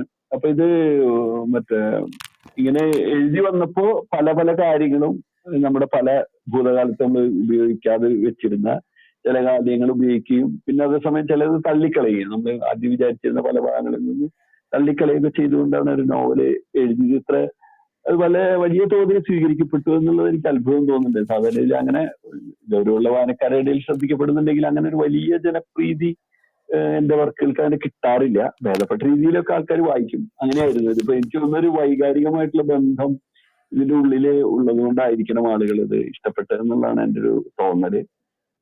സ്വാഭാവികമായിട്ടും അതിന്റെ ഒരു വിജയം എന്ന് പറയാമെന്ന് അറിയില്ല. അനേക തരത്തിലുള്ള വായനകൾ നടക്കുന്നുണ്ട്. അതിൽ ഞാൻ വളരെ സന്തോഷമുള്ള ഒരാളാണ്. ഒരിക്കലും ഒറ്റയ്ക്കുള്ള ഒരു എഴുത്തുകാര് അല്ലെങ്കിൽ ഒരു എഴുത്തുകാരി ചെയ്യുന്ന പ്രവൃത്തി മാത്രമല്ല, വായനക്കാര് ഇപ്പോ ഡോക്ടർ ഏണിയൊക്കെ പറഞ്ഞ പോലെയുള്ള വളരെ വിശദമായിട്ടുള്ള ചർച്ചകൾക്കും ഒക്കെ വിധേയമാകുക എന്നുള്ള വളരെ ഭാഗ്യമുള്ള ഒരു കാര്യമാണ്. അത് നമുക്ക് ഉദ്ദേശിക്കുന്ന തരത്തിലാവണമെന്നില്ല ഒരുപക്ഷെ ആളുകൾ അത് വായിക്കുക. അങ്ങനെ തന്നെയാണ് വായിക്കപ്പെടേണ്ടത്. കാരണം ഒരു നോവല് പല രീതിയിൽ പല മനസ്സുകളിൽ പൂർത്തിയാവുന്നു. നോവൽ മാത്രമല്ല, ഏത് വിഷയവും ഏത് കലാരൂപവും അങ്ങനെ തന്നെയാണ് വേണ്ടത്. അതിന്റെ ആത്യന്തികമായിട്ട് അതിന്റെ ലക്ഷ്യം അത് തന്നെയാണ്. അപ്പൊ അങ്ങനെയുള്ളൊരു സന്ദർഭം ആണ് ഇവിടെയും ഞാൻ കാണുന്നത്. എനിക്ക് പ്രത്യേകിച്ച് ഇതിലപ്പുറം കൂടുതലൊന്നും പറയാനായിട്ടില്ല. ഞാൻ നിങ്ങളുടെ വാക്കുകൾ കേൾക്കാം എന്നിങ്ങനെ വിചാരിക്കുന്നു. തീർച്ചയായിട്ടും വലിയ സന്തോഷം. ഒരുപാട് വർഷങ്ങൾക്ക് ശേഷമാണ് ഈ ക്ലബ് ഹൗസിൽ നമ്മൾ ഈ കോവിഡ് സമയത്ത് അടച്ചിരുന്ന സമയത്താണ് നമ്മള് ക്ലബ് ഹൗസ് ഉണ്ടായത്. അതിൽ വന്ന് പങ്കെടുക്കാനായിട്ടൊരു ഇതൊക്കെ കിട്ടിയത്. അപ്പൊ വീണ്ടും ഇങ്ങനെ വരുന്നു. പിന്നെ ചെറിയൊരു ഗ്രൂപ്പാണ്. എനിക്ക് അതൊരു നല്ല കാര്യമാണ്. ഒരു പക്ഷെ ഒരാൾക്കൂട്ടത്തിൽ സംസാരിക്കുന്നതിനേക്കാൾ വളരെ അടുത്തുള്ള ഒരു സ്വകാര്യ സംഭാഷണം പോലെ നമ്മളെ വളരെ ഒരുപക്ഷെ സുഹൃത്തുക്കളുടെ ഇടയിലുള്ള ഒരു ചർച്ചയും അതിന് ഗൗരവമായിട്ട് സമീപിക്കുന്ന ആളുകളുണ്ട്. അതും നല്ല രീതിയിലുള്ളതാണ്. നമ്മളൊരു സായാഹ്ന സംഭാഷണം പോലെ സാഹിത്യം ചർച്ച ചെയ്യുന്നു. വലിയ സന്തോഷമാണ്. അപ്പൊ അങ്ങനെ ഒരു പരിപാടി ഇവിടെ ഏർപ്പെടുത്തിയതിൽ വലിയ സന്തോഷം. ഞാനിപ്പോ ഇനി ബാക്കി ആരെങ്കിലും ഇതൊക്കെ സംസാരിക്കുകയാണെങ്കിൽ വലിയ സന്തോഷം. അത് എന്തെങ്കിലും എന്റെ ഭാഗത്ത് നിന്ന് പിന്നീട് ഒരു കോൺട്രിബ്യൂഷൻ വേണമെങ്കിൽ അപ്പോൾ ഇടപെടാമെന്നേ ഉദ്ദേശിക്കുന്നുള്ളൂ. ഏതായാലും എന്നെ ഇവിടെ വിളിച്ചതിനുള്ള ഒരു നന്ദി അറിയിക്കുന്നു. ഞാൻ തൽക്കാലം നിർത്തട്ടെ. സന്തോഷം. നോവൽ വായിച്ച ധാരാളം പേരുണ്ടാകും. അവർ ദയവായി വന്ന് പ്രിയപ്പെട്ട സന്തോഷ് കുമാറിനോട് സംസാരിക്കണം, അഭിപ്രായങ്ങൾ പങ്കുവെക്കണം എന്ന് അഭ്യർത്ഥിക്കുന്നു. അപ്പോൾ ഇതിലെ ഈ ഗൂഢഭാഷയുടെ നിർദ്ധാരണത്തെക്കുറിച്ചൊക്കെ പല സ്ഥലത്തും പറയുന്നുണ്ട്. അതിലെ ഈ സൈന്ധവ ചിഹ്നങ്ങൾ ഉപയോഗിച്ചിട്ട് ആത്മഹത്യാക്കുറിപ്പ് എഴുതിയ സന്താനത്തെക്കുറിച്ച്, സന്താനത്തിൻ്റെ ജീവിതം, സത്യം പറഞ്ഞാൽ ഇത് ഈ സൈന്ധവ ചിഹ്നങ്ങളെക്കുറിച്ച് താങ്കൾ ഗവേഷണങ്ങൾ ചെയ്തിട്ടുണ്ടോ അത് ഇത് എഴുതാൻ വേണ്ടി? അങ്ങനെ ഗവേഷണത്തിൽ ചെയ്യാം. അതിനോട് ബന്ധപ്പെട്ട് വന്ന ചില ലേഖനങ്ങളും പുസ്തകങ്ങളൊക്കെ വായിച്ചിട്ടുണ്ട് തീർച്ചയായിട്ടും. പക്ഷെ ഇപ്പൊ സൈന്ധവ ലിപികൾക്കുള്ളൊരു പ്രശ്നം അത് വായിക്കപ്പെട്ടിട്ടില്ല എന്നുള്ളതാണ്. ഇല്ല, അൺഡിസൈഫേർഡ് ആണ്. ഒരുപാട് വർഷങ്ങളായിട്ട് ഇപ്പൊ അതിനുവേണ്ടി ഒരുപാട് പ്രത്യേകിച്ച് പറയുകയാണെങ്കിൽ റഷ്യയിൽ നിന്നുള്ള ഈ ശാസ്ത്രജ്ഞന്മാര്, അതുപോലെ തന്നെ ഫിൻലൻഡ് എന്നുള്ള സ്ഥലത്ത് നിന്നുള്ള അസ്കർ പർപ്പോൾ, അതിന്റെ വളരെ പ്രശസ്തരായ ആളുകൾ എഴുതിയ ലേഖനങ്ങളുണ്ട്. അതിനേക്കാൾ പ്രധാനപ്പെട്ട് നമ്മുടെ നാട്ടിലെ ഒരുപാട് ആളുകൾ ഇതിന് പുറകിൽ നടക്കുന്നുണ്ട്. ഇതൊക്കെ വായിച്ചു എന്ന് പറയുന്ന ചില ആളുകളെ അവകാശവാദമായിട്ട് പണ്ട് വളരെ വളരെ വർഷങ്ങൾക്ക് മുമ്പ് കലാകൗമുദിയിലൊരു രാമൻ എന്ന് പറഞ്ഞ ഒരാള് ഈ സൈന്ധവ ലിപി വായിച്ചു എന്ന് പറഞ്ഞിട്ട് ഒരു അവകാശവാദം ഉന്നയിച്ചുകൊണ്ട് മുന്നോട്ട് വന്നിരുന്നു. അതുപോലെ തന്നെ തൃശ്ശൂർ ഒരു പ്രൊഫസർ ഇത് വായിച്ചായിട്ട് പറയുകയും 2 പുസ്തകങ്ങളൊക്കെ ഞാൻ വായിച്ചിട്ടുണ്ടായിരുന്നു, പുസ്തകങ്ങളൊക്കെ. പക്ഷെ അതൊന്നും ഒരു ശാസ്ത്രീയ രീതിയിലുള്ളതായിട്ട് കാണുന്നില്ല. നമുക്ക് സാധാരണക്കാർക്ക് നോക്കിയാൽ തന്നെ കുറച്ച് കാര്യങ്ങളൊക്കെ അവർ പറയുന്നില്ല. അത് കഴിഞ്ഞ് വളരെ ഭാവനാത്മകമായിട്ടുള്ള ചില കാര്യങ്ങളിലേക്ക് പോവുകയും അതിനെ മതമായിട്ടോ അതുപോലെ തന്നെ മറ്റേ ഇതിഹാസങ്ങളൊക്കെ ആയിട്ട് ബന്ധപ്പെടുത്തുകയാണ് ചെയ്യുന്നത്. അതൊന്നും അങ്ങനെ വരിക. പക്ഷെ ഇത് വളരെ ശാസ്ത്രീയത്തിൽ പഠിക്കുന്ന ആളുകളുണ്ട്. അത് ഞാൻ നേരത്തെ പറഞ്ഞ വിവരമാണ്. ഈ ഡോക്ടർ സന്താനം എന്ന് പറയുന്നത് ഏതാണ്ട് ഞാൻ അതിനെ മാതൃകയാക്കിയിട്ടുള്ള ഒരു ഡോക്ടർ ഐരാവതം മഹാദേവൻ എന്ന് പറഞ്ഞത്, അദ്ദേഹം ഒരു 3-4 കൊല്ലം മരിച്ചുപോയി. തമിഴ്നാട് കേഡറുള്ള ഒരു IAS ഓഫീസർ ആയിരുന്നു. അദ്ദേഹം തന്റെ ജോലി ഉപേക്ഷിക്കുകയാണ് ചെയ്തത് 50 വയസ്സിൽ ഇത് വായിക്കാനായിട്ട്. അദ്ദേഹം തമിഴ് ബ്രാഹ്മി ലിപികൾ വായിച്ചിട്ടുള്ള ഒരാളാണ്. അദ്ദേഹത്തിന്റെ ഒരു പ്രത്യേകത എന്താണെന്ന് വെച്ച് കഴിഞ്ഞാൽ അദ്ദേഹം തഞ്ചാവൂർ സ്വദേശിയാണ്. അതുകൊണ്ട് തമിഴ് നല്ലവണ്ണം അറിയാം, മുത്തച്ഛനിൽ നിന്ന് സംസ്കൃതം അറിയാം. അപ്പൊ ഈ സൈന്ധവ ലിപികൾക്ക് ഇപ്പൊ പറഞ്ഞു വരുന്ന ഒരു കാര്യം ദ്രാവിഡ ഭാഷയായിട്ട് ബന്ധമുണ്ടെന്നാണ്. അതായത് എങ്ങനെയാന്ന് വെച്ച് കഴിഞ്ഞാല് അവര് സൈന്ധവ സംസ്കാരം അവിടെ നിന്ന് നാശോന്മുഖമാവുകയും അവിടെ വരൾച്ച അങ്ങനെ പല കാര്യങ്ങളൊക്കെ പറയുന്നത്. അവര് തെക്കോട്ട് പോകുന്നു എന്നാണ് പറയുന്നത്. അപ്പൊ തെക്കോട്ട് കീഴടി പോലുള്ള മധുരയുടെ അടുത്ത് ഇപ്പൊ മറ്റേ ഉദ്ഘാടനം നടക്കുന്നുണ്ട്. അപ്പൊ അതിൽ ചില കാര്യങ്ങളൊക്കെ തെളിയുന്നുണ്ട്. അപ്പൊ അത് ഭാഷ ഈ തമിഴുമായിട്ട് ബന്ധപ്പെടാവുന്ന പല പദങ്ങളിലുണ്ടെന്നുള്ളതാണ്. പക്ഷെ നമുക്ക് അറിയില്ല. അപ്പൊ അതുകൊണ്ട് തന്നെ ഈ ഐരാവത മഹാദേവൻ തമിഴും സംസ്കൃതവും ഒക്കെ അറിയുന്ന ഒരാളായതുകൊണ്ട് അദ്ദേഹം ചില വലിയ മുന്നേറ്റങ്ങൾ ചില കാര്യങ്ങൾ നടത്തിയിട്ടുണ്ട്. ഈ നോവലിന്റെ ചില ഭാഗങ്ങളിൽ പറയുന്നുണ്ട് 7 മലകള് സൈന്ധവ അതൊക്കെ ഉപയോഗിച്ചുകൊണ്ടുള്ള. അപ്പൊ അത് ഞാൻ ഉപയോഗിച്ചിട്ടുണ്ട്. പിന്നെ ഇത് മുഴുവൻ സൈന്ധവ ലിപി ഉപയോഗിച്ചിട്ടല്ല എഴുതിയിട്ട്, സൈന്ധവ ലിപി വായിക്കാൻ പറ്റും. അപ്പൊ അതുകൊണ്ട് ഈ ഗൂഢലിപികളെ പറ്റിയുള്ള ചില പുസ്തകങ്ങളുണ്ട്, വളരെ ഇൻട്രസ്റ്റിംഗ് ആയിട്ടുള്ള പുസ്തകങ്ങളുണ്ട്. അതും അതുപോലെ തന്നെ ഒരു സുഹൃത്തിന്റെ സഹായം, സുഹൃത്തൊക്കെ ഞാൻ ഇതുവരെ കണ്ടെത്താത്ത ഒരാളാണ്. വളരെ ദിഷണാശാലിയായിട്ടുള്ള ഒരാളാണ്. ഒരു IIT കഴിഞ്ഞിട്ടാണ് അയാൾ ജോലിക്കൊന്നും പോകാതെ ക്ലാസ് മാത്രം എടുത്തെടുക്കുന്ന വളരെ നിശബ്ദനായിട്ടുള്ള ഒരാളാണ്. അപ്പൊ അദ്ദേഹത്തിന്റെ കയ്യിൽ നിന്ന് ഒരു സുഹൃത്ത് വഴിക്ക് ഞാനിങ്ങനെ ഈ ഗൂഢലിപിയുടെ ഇതിൽ എഴുതപ്പെട്ട ഗൂഢലിപി ആയ അദ്ദേഹത്തിന്റെ ഒരു സംഭാവന എന്ന് പറയാം. പക്ഷെ അത് വളരെ സിമ്പിൾ ആയിട്ടുള്ള ലിപിയാണ്. കാരണം അത് വേണമെങ്കിൽ ഇപ്പൊ അതിൽ did you see him from the boat എന്നോ അല്ലെങ്കിൽ children belong to the god എന്നൊക്കെ ഉള്ള മറ്റേ താക്കോൽ വാക്യങ്ങൾ ഉപയോഗിച്ചുകൊണ്ട് നമുക്ക് വേണമെങ്കിൽ ഇതിനെ നിർദ്ധാരണം ചെയ്തെടുക്കാം. അത്ര ബുദ്ധിമുട്ടുള്ളതല്ല. അതിന്റെ കാരണം ഞാൻ അത്ര ബുദ്ധിമുട്ടില്ലാത്ത ഒരു ഭാഷയാണ് എനിക്ക് വേണ്ടതെന്ന് ഞാൻ അദ്ദേഹത്തോട് പറഞ്ഞിരുന്നു. കാരണം അത് നമുക്ക് എഴുതണല്ലോ, ഒരു ലിപി കിട്ടിക്കഴിഞ്ഞാൽ നമുക്ക് മനസ്സിലാക്കി എഴുതാനും അത്യാവശ്യം ആളുകൾക്ക് വായിക്കാനുള്ള സൗകര്യം ചെയ്യാൻ വേണ്ടിയിട്ടാണ്. 6-7 സ്ഥലത്താണ് ഈ ലിപികൾ ഉപയോഗിച്ചിട്ടുള്ളത്. അത് ഈ അക്ഷരമാല എന്ന് പറയുന്ന അദ്ദേഹം തന്നെ അക്ഷരമാല ഉപയോഗിച്ചാൽ ഇംഗ്ലീഷിലുള്ള അക്ഷരമാലയാണ്. അതെങ്ങനെ എഴുതിയെന്നുള്ളൂ. അതൊരു കൗതുകത്തിന്റെ പുറത്തും. പിന്നെ ഈ പല ചിഹ്നങ്ങളൊക്കെ ഒന്ന് ഉപയോഗിച്ചു എന്നുള്ളൂ. അതിലെനിക്ക് വലിയ ഒട്ടും പാണ്ഡിത്യമില്ല. അപ്പൊ ഇതിന്റെ ഒരു കൗതുകം, അപ്പൊ ഈ പറഞ്ഞ ആവശ്യത്തിനുള്ള ഒരു ലിപി എങ്ങനെ ഉപയോഗിക്കാന്നുള്ളൊരു കൗതുകമാണ് എന്നെ നയിച്ചത്. അതിന്റെ കുറച്ച് കാര്യങ്ങളൊക്കെ വായിച്ചിട്ടും ഒക്കെ ഉണ്ട്. ഇതിനോട് ബന്ധപ്പെട്ട ഹിസ്റ്ററി, അതിനോട് ബന്ധപ്പെട്ട ചില പുസ്തകങ്ങള്, ചില സുഹൃത്തുക്കളായിട്ടുള്ള ബന്ധം, അങ്ങനെയൊക്കെയാണ് അതിന്റെ ഒരു പുറകിലുള്ളത്. പക്ഷെ അതൊന്നും ഈ നോവലിനെ ബാധിക്കാതിരിക്കാൻ പരമാവധി ശ്രമിച്ചിട്ടുമുണ്ട്. കാരണം വെച്ച് കഴിഞ്ഞാൽ അത് കൂടുതലാവുന്നോറും ഈ ഗവേഷണം ചെയ്യുന്ന സംഭവങ്ങൾ മുഴുവൻ നോവലിലേക്ക് കൊണ്ടുവരിക എന്നുള്ളത് ഒരു കലാത്മകമായിട്ടുള്ള പ്രവർത്തനം അല്ല എന്ന് വിചാരിക്കുന്ന ഒരാളാണ്. കുറെയൊക്കെ ചെയ്യണം. അത്രേ ഒരു പരിധിയിലപ്പുറത്ത് അത് എന്നിട്ട് വരുമ്പോൾ വായനക്കാരെ മാർക്കറ്റിന്റെ ഒരു പുസ്തകമുണ്ട്.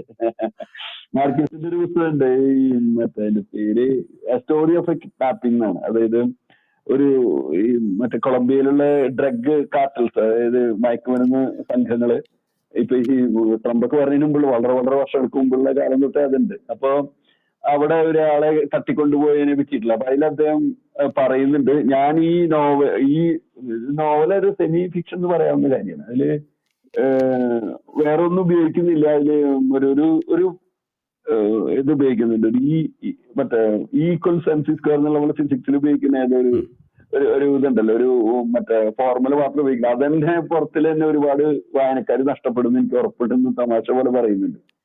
അങ്ങനെ. അപ്പൊ അതുകൊണ്ട് പൊതുവെയുള്ള ജനറൽ റീഡേഴ്സിനെ അകറ്റാതിരിക്കാൻ വേണ്ടി പരമാവധി ഒരു സംയമനം വലിച്ചിട്ടുണ്ടെന്ന് വേണമെങ്കിൽ പറയാം. ഇത് മുഴുവൻ അതിൽ കൊണ്ടുവന്നിട്ടില്ല. ഇതൊക്കെയാണ് അതിനെ പറ്റി പറയാം. ആദ്യത്തെ കുറെ ചാപ്റ്റേഴ്സിൽ ഇതാണല്ലോ ഉപയോഗിച്ചിരിക്കുന്നത്. അപ്പൊ അതില് നമുക്ക് ഒരു ആശയക്കുഴപ്പം ഉണ്ടാവുന്നുണ്ട് സത്യത്തില്. പക്ഷെ തുടർന്ന് വായിച്ചു പോകുമ്പോ കഥ നമ്മളെങ്ങനെ മുന്നോട്ട് കൊണ്ടുപോകുന്നുണ്ട്. അല്ല, ഇത് നമ്മൾ നേരത്തെ ഈ പരമ്പരയിൽ ചർച്ച ചെയ്തിട്ടുള്ളൊരു പ്രശ്നമുണ്ട്. ഒരു അഭിപ്രായമായി നമ്മൾ പലരും പറഞ്ഞിട്ടുണ്ട്. ഈ നോവലിലല്ല, സമകാലിക നോവലിലെ ഒരു ട്രെൻഡ് രൂപപ്പെട്ടിട്ടുള്ളത് വലിയ ഗവേഷണ പ്രബന്ധങ്ങൾ പല അധ്യായങ്ങളിലും ഉണ്ട്. വളരെയധികം വിൽക്കപ്പെടുകയും ചർച്ച ചെയ്യപ്പെടുകയും പുരസ്കാരങ്ങൾ ലഭിക്കുകയും ചെയ്ത പല നോവലുകളിലും ആ വിഷയത്തെ സംബന്ധിച്ച് വേണമെങ്കിൽ ഡോക്ടറൽ തിസീസൊക്കെ എഴുതി കഴിഞ്ഞാൽ അവാർഡ് കിട്ടുന്ന ലെവലിലുള്ള വിജ്ഞാന എന്താണ് പറയുന്നത്, ഒരു വലിയ ഡിക്ഷണറി. അതെ അതെ, അതിൻ്റെ ഒരു അതിപ്രസരം അതിനകത്ത് കാണുന്നുണ്ട്. തിരിച്ച് ഇതിലുണ്ട് എന്നല്ല, തീർച്ചയായും ഇല്ല. ഇതിന് പക്ഷെ പ്രത്യേകതയുണ്ട് സർ. ഇതിന് എനിക്ക് തോന്നിയത് നമുക്കൊരു ഇതുപോലുള്ള റെഫ്യൂജീസിന്റെ ഒരു ക്യാമ്പ്, ഇപ്പൊ നമ്മൾ സാധാരണ കാണുന്നത് ഇവിടെ ഇപ്പൊ കോവിഡിന്റെ ക്യാമ്പോ അതല്ലെങ്കിൽ പ്രളയം ഉണ്ടായ സമയത്തുള്ളതോ, പക്ഷെ ഇതൊന്നും അല്ലല്ലോ. നമ്മളുടെ ഒരു പലായനം കഴിഞ്ഞു വരുന്ന ഒരു വലിയ കൂട്ടം ജനങ്ങളുടെ അവസ്ഥ അത് കൃത്യമായിട്ട് നമ്മളെ ധരിപ്പിച്ചു തരാനായിട്ട് ഈ നോവലിന് കഴിഞ്ഞിട്ടുണ്ടെന്നുള്ളതാണ്. അപ്പൊ അവരുടെ പശ്ചാത്തലം, അവര് വരുന്ന ആ സന്ദർഭം, അവര് അവിടെ നിന്ന് തൂത്തെറിയപ്പെടുന്ന ആ ഒരു അവസ്ഥ, അതിനുശേഷം അവരുടെ അവിടെയുള്ള ജീവിതം, അത് തീയിടുകയൊക്കെ ചെയ്യുന്ന, ക്യാമ്പിന് തീയിടുന്ന ഒരു അവസ്ഥയൊക്കെ ഉണ്ടാവുമ്പോഴുള്ള ഓരോരുത്തരുടെ സംഘർഷം, ഇതൊക്കെ വളരെ കൃത്യമായിട്ട് ഇതില് പറഞ്ഞു പോയിട്ടുണ്ട് എന്നുള്ളതാണ്. നമുക്ക് രേണുക നേരത്തെ പറഞ്ഞതുപോലെ നമുക്ക് പലതരം പലായനങ്ങളെ പറ്റിയിട്ട് നമുക്ക് അറിയാം, പല അഭയാർത്ഥികളെ അറിയാം. പക്ഷെ നമ്മളുടെയൊക്കെ കുട്ടിക്കാലത്ത് ബംഗ്ലാദേശിൽ നിന്നൊക്കെ വ്യത്യസ്തമായിട്ടുള്ള വസ്ത്രധാരണ രീതിയോട് കൂടിയിട്ട് വരുന്ന കുറെ സ്ത്രീകളും കുട്ടികളും ഒക്കെ നമ്മളുടെ വീടുകളിൽ ഭിക്ഷയാചിച്ചു വരുന്നത് എനിക്ക് ഓർമ്മയുണ്ട്. അവരുടെ പ്രത്യേകതരം ഈ തലയിൽ കൂടിയൊക്കെ ഇട്ടിട്ടുള്ള സാരി, വളരെ കളർഫുൾ ആയിട്ടുള്ള അങ്ങനെയുള്ള കുറെ ആളുകൾ ഒരു കാലത്ത് ഉണ്ടായിരുന്നു കേരളത്തിൽ, വന്നുകൊണ്ട് ഇരുന്നിരുന്നു. ശ്രീലങ്കയിൽ നിന്നും അവിടുന്ന് ഇവിടുന്നൊക്കെ ഉള്ള അഭയാർത്ഥികൾ വന്നു കയറാറുണ്ട്. പക്ഷെ ഇപ്പോ ഈ കഴിഞ്ഞ ഒരു 25 വർഷവും 30 വർഷമായിട്ട് അവരെ നമ്മൾ കാണുന്നില്ല അത്രയൊന്നും. നമ്മൾ മറ്റു തരത്തിലുള്ള അഭയാർത്ഥികളെയാണ് കാണുന്നത്. ഇപ്പോ ഇവിടെ തന്നെ കുടിയൊഴിപ്പിക്കപ്പെട്ട അഭയാർത്ഥികളായി മാറുന്ന ആളുകളെയൊക്കെ നമ്മൾ കാണുന്നുണ്ട്. പക്ഷെ ഇതൊരു പ്രത്യേകതരം പിന്നെ ഒരു മാനസികാവസ്ഥയാണ് അവരുടേത് ഉണ്ടാവുന്നത്. അപ്പൊ അതൊക്കെ ഇതിൽ കൃത്യമായിട്ട് ചിത്രീകരിക്കുന്നുണ്ട് എന്നുള്ളത് ഒരു വലിയ ഒരു പ്രത്യേകതയായിട്ട് എനിക്ക് തോന്നുന്നു. അത് താങ്കൾ കൽക്കട്ടയിലെ ജോലി ചെയ്ത് ഇതുമായിട്ട് ബന്ധപ്പെട്ട ഏതെങ്കിലും വിഭാഗത്തിലാണോ? ഇതിലെ അഭയാർത്ഥികളെ കുറിച്ച് പറയുമ്പോൾ ഈ ഓഖല അഭയാർത്ഥി ക്യാമ്പിലേക്ക് ഒരു മാലിന്യ മലയുടെ മുകളിൽ നിന്ന് കണ്ടെടുക്കപ്പെട്ട ജഹാനെ കുറിച്ച് പറയുന്നുണ്ട്, പർവീണയെ കുറിച്ച് പറയുന്നുണ്ട്, ഞാൻ നേരത്തെ പറഞ്ഞ സുമനെ കുറിച്ച് പറയുന്നുണ്ട്. ഇതൊക്കെ ഏതെങ്കിലും ജീവിത സന്ദർഭങ്ങളിൽ കണ്ടുമുട്ടിയവരാണോ, അല്ലെങ്കിൽ ഏതെങ്കിലും അവരെക്കുറിച്ചുള്ള എന്തെങ്കിലും വായിച്ചിട്ട് കഥാപാത്രങ്ങളായി ഇവരെ രൂപപ്പെടുത്തിയെടുത്തിട്ടുള്ളതാണോ? അങ്ങനെ പറയാ, രണ്ടും ഉണ്ട്. വായനയിൽ നിന്നും വന്നിട്ടുണ്ട്, ചില ആളുകളെ പരിചയപ്പെട്ടിട്ടുണ്ട്. അപ്പൊ ഞാന് ഇതിലുള്ള ഒരു ആഖ്യാതാവ് എന്റെ ഒരു കുറെ അനുഭവമാണെന്ന് വേണമെങ്കിൽ പറയാം. ഈ ജ്ഞാനപാഠത്തിൽ അത് ഉപയോഗിക്കുന്നത്. ഞാൻ 2015 കേരളത്തിൽ നിന്ന് മറ്റേ സ്ഥലം മാറ്റമായിട്ട് പോവാണ് ബോംബെക്ക് പോയി. പിന്നെ അവിടുന്ന് ഒരു കൊല്ലം കഴിഞ്ഞ് പൂനെക്ക് ഒരു 3 കൊല്ലം, പിന്നെ ഒരു 1.5 വർഷത്തിലധികം കൊൽക്കത്തയിൽ ജോലി ചെയ്യാം. അപ്പൊ അവിടെ ചെന്നപ്പോ ഈ കൽക്കത്തയിൽ അവിടെ ഏത് വിങ്ങിലായിരുന്നു? ഞാൻ നാഷണൽ ഇൻഷുറൻസ് കമ്പനിയിലായിരുന്നു, ഒരു പൊതുമേഖല ഇൻഷുറൻസ് സ്ഥാപനമാണ്. അതാ ഞാൻ അങ്ങനെ ഒരു ഓർമ്മ എനിക്കുണ്ടായിരുന്നു, അതുകൊണ്ടാണ് അഭയാർത്ഥികളായിട്ട് ബന്ധപ്പെട്ടതല്ലോ. അല്ലല്ല, അവിടെ പക്ഷേ വേറെ ചില കാര്യങ്ങളുണ്ട്. ഞാൻ ഈ കൽക്കത്തയിൽ ചെല്ലുമ്പോ ഞാനൊരു പരസ്യങ്ങളുടെയും അതുപോലെ തന്നെ ഈ CSR ചുമതല എനിക്കായിരുന്നു. Corporate service responsibility, social responsibility ഇതിൽ പറയുന്നത് പോലെ തന്നെ. അപ്പൊ അതുകൊണ്ട് തന്നെ ഈ പ്രത്യേകിച്ച് ഈ പശ്ചിമ ബംഗാളിലെ ഈ 24 പർഗാനാസ് എന്നൊക്കെ പറയുന്ന സ്ഥലങ്ങള്, അവിടെ വളരെ പാവപ്പെട്ട ഒരു ജില്ലയാണ്. അപ്പൊ അവർക്ക് സഹായം ചെയ്യാനുള്ള ഒരുപാട് ഈ സന്നദ്ധ പ്രവർത്തകര്, സംഘടനകള് ഒക്കെ വരും നമുക്ക് ഫണ്ട് ചോദിച്ചു. അപ്പൊ നമ്മള് ഈ ഫണ്ട് കിട്ടുന്ന ഈ കാര്യങ്ങളായിട്ട് ഇവരായിട്ടൊക്കെ സംസാരിക്കാറുണ്ട്. അതുപോലെ തന്നെ ഇവരെ ചിലപ്പോൾ മീറ്റിങ്ങിന് വിളിക്കും, ചിലത് നമ്മളൊക്കെ കൊടുക്കും. പ്രത്യേകിച്ച് അവിടെ ഈ കൊൽക്കത്തയിലുള്ള ഈ ശ്രീരാമകൃഷ്ണ മിഷനാണ് പൊതുവെ നോർത്ത് ഈസ്റ്റിലായിട്ട് കൂടുതൽ പണിയെടുക്കുന്നത്. പിന്നെ ചില ക്രിസ്ത്യൻ സംഘങ്ങള്, അങ്ങനെയൊക്കെ വരാറുണ്ട്. അപ്പൊ ഈ ഇവരായിട്ടുള്ള ഒരു സംഭാഷണം തീർച്ചയായിട്ടും ഇതിനൊരു ഒരു തുടക്കം എന്നുള്ള രീതിയിൽ പറയാം CSRന്റെ കാര്യത്തിൽ. പിന്നെ പക്ഷേ എനിക്ക് തോന്നുന്നു ഈ അഭയാർത്ഥികളായിട്ട് എനിക്കുള്ളൊരു ബന്ധം എന്ന് പറയുന്നത്, ഞാനൊരു 2009 ഫസ്റ്റ് 2010 ഈ നമ്മുടെ ചില ക്യാമ്പുകൾ കണ്ടിട്ടുണ്ട്. ആദ്യത്തെ ക്യാമ്പ് കാണുന്നത് തിബത്തൻ അഭയാർത്ഥികളുടെ ക്യാമ്പാണ്. അത് നമ്മുടെ കർണാടകയിൽ ഇപ്പൊ ഈ രാജ്പേട്ട കഴിഞ്ഞിട്ട് പോയി കഴിഞ്ഞാല് ബൈലക്കുപ്പ എന്ന് പറഞ്ഞൊരു സ്ഥലമുണ്ട്. അവിടെ നമ്മള് ധർമ്മസ്ഥലയിൽ ഇവിടെയാണ് അവരെ ഈ തിബത്തൻ അഭയാർത്ഥികള്. അവിടെ ഞാൻ പലതവണ പോയിട്ടുണ്ട്, 3-4 തവണ പോയിട്ടുണ്ട്. അവിടെ താമസിച്ചിട്ടുണ്ട് അതിന്റെ അടുത്തൊക്കെ. പിന്നെ അത് കഴിഞ്ഞ് ഞങ്ങൾ ഈ 2012 മറ്റേ ഒരു 5 രാജ്യങ്ങൾ യൂറോപ്പിൽ പോയിരുന്നു. അപ്പൊ ഈ ശ്രീലങ്കൻ അഭയാർത്ഥികളെ കുറെ, ആ സമയത്ത് ശ്രീലങ്കൻ ഇഷ്യൂസ് തീരുന്നുള്ളൂ.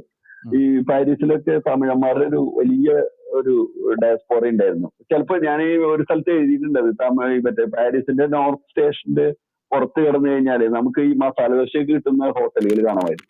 പിന്നെ നമ്മള് അന്ന് പറയുക ഈ തണുപ്പിച്ചൊരു കോയമ്പത്തൂരാന്ന് തോന്നുന്നു. അപ്പൊ അതുപോലെയാണ് അവിടുത്തെ ഒരു അന്തരീക്ഷം. അങ്ങനെ ഉള്ള ഒരു ഇതുണ്ട്. അത് അവിടെയുള്ള ഇപ്പൊ ഈ യൂറോപ്പിലുള്ള പല സ്ഥലങ്ങളിലും കൂടി ഇപ്പൊ ഈ അതിനുശേഷം 22 വീണ്ടും ഒരു 8 രാജ്യങ്ങള് ഇങ്ങനെ സന്ദർശിച്ചു യൂറോപ്പിൽ. അപ്പൊ ഇതില് അവിടെ ആ സമയത്താകുമ്പോഴേക്കുള്ളൊരു വിഷയം എന്താ വെച്ച് കഴിഞ്ഞാല് സിറിയൻ പ്രശ്നങ്ങൾ 2015 മുതൽ വരുന്ന 14 മുതൽ വരുന്ന സിറിയൻ അഭയാർത്ഥികളുടെ വലിയ ആൾക്കൂട്ടുണ്ടായിരുന്നു. ഇത് ഈ താലിബാൻ വീണ്ടും വന്നതിന് ശേഷമുള്ള വലിയ അഫ്ഗാൻ അഭയാർത്ഥികളുടെ ഒരു വിഷയം. പിന്നെ യുക്രൈൻ യുദ്ധം തുടങ്ങിയിരുന്നു നമ്മൾ വരുമ്പോൾ, പലസ്തീൻ യുദ്ധം ആവുന്നുണ്ടായിരുന്നു, വിറ്റമില്ലാതെ തുടങ്ങി 2022 അപ്പൊ ഈ യുക്രൈനിലുള്ള അഭയാർത്ഥികളെ അവർക്ക് കുറച്ചും കൂടി ഒരു മേൽക്കൈ ഉണ്ടായിരുന്നു. കാരണം അവര് വൈറ്റ് ആണ്, അവിടെയുള്ള യൂറോപ്യൻ സ്വഭാവമുള്ള ആളുകൾ തന്നെ. അപ്പൊ അത് അവർക്ക് കുറെ കൂടി ഒരു പ്രിവിലേജ് ഉണ്ടായിരുന്നു എന്ന് എനിക്ക് തോന്നിയിട്ടുണ്ട്. പിന്നെ അപ്പൊ അവിടെയുള്ള ക്യാമ്പുകളില് ഒരു ക്യാമ്പില് നമ്മൾ പോയത് ജർമ്മനിയിലുള്ള ഒരു ക്യാമ്പില് നമ്മുടെ നാട്ടിലുള്ള ജോസ് പുന്നാമ്പറമ്പിൽ എന്നൊരു വലിയ പ്രായമുള്ള ഒരു മനുഷ്യന്റെ, അദ്ദേഹത്തിന്റെ മകളുണ്ട്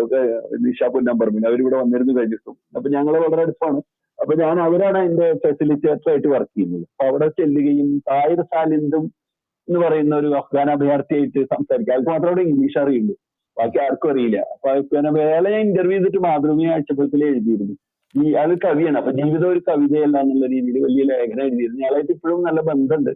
ഇപ്പൊ ഞാനിപ്പോ അതങ്ങനെ പറയല്ല, എന്നാൽ ഈ കഴിഞ്ഞ ദിവസം അയാൾ വളരെ ഡിപ്രസ്ഡ് ആണ്. മനസ്സിലായി, എനിക്ക് ഇത്രയും കൊല്ലമായിട്ട് അവിടെ ഒരു ഇത് കിട്ടിയിട്ടില്ല, അഭയാർത്ഥി എന്നുള്ള സ്റ്റാറ്റസ് കിട്ടിയിട്ടില്ല, വലിയ മദ്യപാനത്തിലേക്കൊക്കെ പോയി എന്നോട് പറഞ്ഞു. അപ്പൊ ഞാൻ നമ്മുടെ നാട്ടിലെ കുറച്ച് ഈ നമ്മുടെ പലഹാരങ്ങളൊക്കെ ഇല്ലേ, അതൊക്കെ മേടിച്ച് കൊടുത്തയച്ചിരുന്നു കഴിഞ്ഞ മാസം. അപ്പൊ അതിലെനിക്ക് മെസ്സേജ് ഒക്കെ അയച്ചു, അവിടെ വെച്ച് കാണാം. അങ്ങനെ ആ ഒരു ബന്ധപ്പോഴും വെക്കുന്നുണ്ട്. അങ്ങനെയുള്ള ചില അനുഭവങ്ങൾ, അവരൊക്കെ ആയിട്ട് ബന്ധപ്പെട്ട അനുഭവങ്ങൾ. അതിനുശേഷം പക്ഷേ ഈ റോഹിംഗ്യ അഭയാർത്ഥികളെ ഇതിൽ നിന്നൊക്കെ വളരെ വ്യത്യസ്തമാണ്. ഇവരൊരു ഭിക്ഷക്കാരെ പോലെ അത്രയും ദരിദ്രരായിട്ടുള്ള മനുഷ്യരാണ്. അവരെപ്പോൾ ദരിദ്രരായിട്ടുള്ള അഭയാർത്ഥികളുടെ ലോകത്ത് ഈ പോലെ സുഡാനിലോ നൈജീരിയയിലേക്ക് ഉണ്ടെങ്കിലും അത്രയും കഷ്ടപ്പാടാണ്. അവര് 10 ലക്ഷം പേര് ബംഗ്ലാദേശിലെ ഈ ബസാർ എന്ന് പറയുന്ന അഭയാർത്ഥി ക്യാമ്പിലുണ്ട്. നമ്മുടെ നാട്ടില് നമുക്ക് 40,000 പേരുണ്ട്. അതന്നെ ഹിമാചൽ പ്രദേശിൽ കുറെ പേര്, ഡൽഹിയിൽ കുറച്ച് പേര്, അങ്ങനെയാണ്. പക്ഷെ നമുക്ക് ഇവരോട് ഉത്തരവാദിത്തമില്ല. നമ്മള് ഈ അഭയാർത്ഥികളുടെ കൺവെൻഷനിൽ ഒപ്പിടാത്ത രാജ്യമാണ് നമ്മള്. അപ്പോ നമുക്ക് ഒരു മാനുഷികമായിട്ടുള്ള ഒരു പരിഗണന മാത്രമേ കൊടുക്കണ്ടുള്ളൂ. പക്ഷെ അതിനിടയ്ക്ക് ഇപ്പൊ ഇന്ത്യയിലുള്ള ഈ ഒരു റൈറ്റ് ആയിട്ടുള്ള ചില സ്വഭാവം വെച്ചിട്ട് മതം വെച്ച് പെരുമാറുന്നതുകൊണ്ടാണ് ഇവരുടെ പലപ്പോഴും ഈ ക്യാമ്പിലൊക്കെ തീരുന്നത്. അത് ശരിക്കും ഉണ്ടായതാണ്, തീയിട്ടിട്ടുണ്ട്, ക്യാമ്പിന് തീയിട്ടിട്ടുണ്ട്. ഇവര് മുസ്ലിങ്ങളായതുകൊണ്ട്, അതും അവിടെ വലിയ ഡിമാൻഡുള്ള മുസ്ലിങ്ങളല്ല. അവിടെയുള്ള മുസ്ലിം രാജ്യങ്ങളൊന്നും ഇപ്പൊ അവര് സ്വീകരിക്കും തോന്നുന്നില്ല, ബംഗ്ലാദേശ് ഒഴിച്ചാൽ. അത് അതിർത്തി സംസ്ഥാനം ആയതുകൊണ്ടാണ്.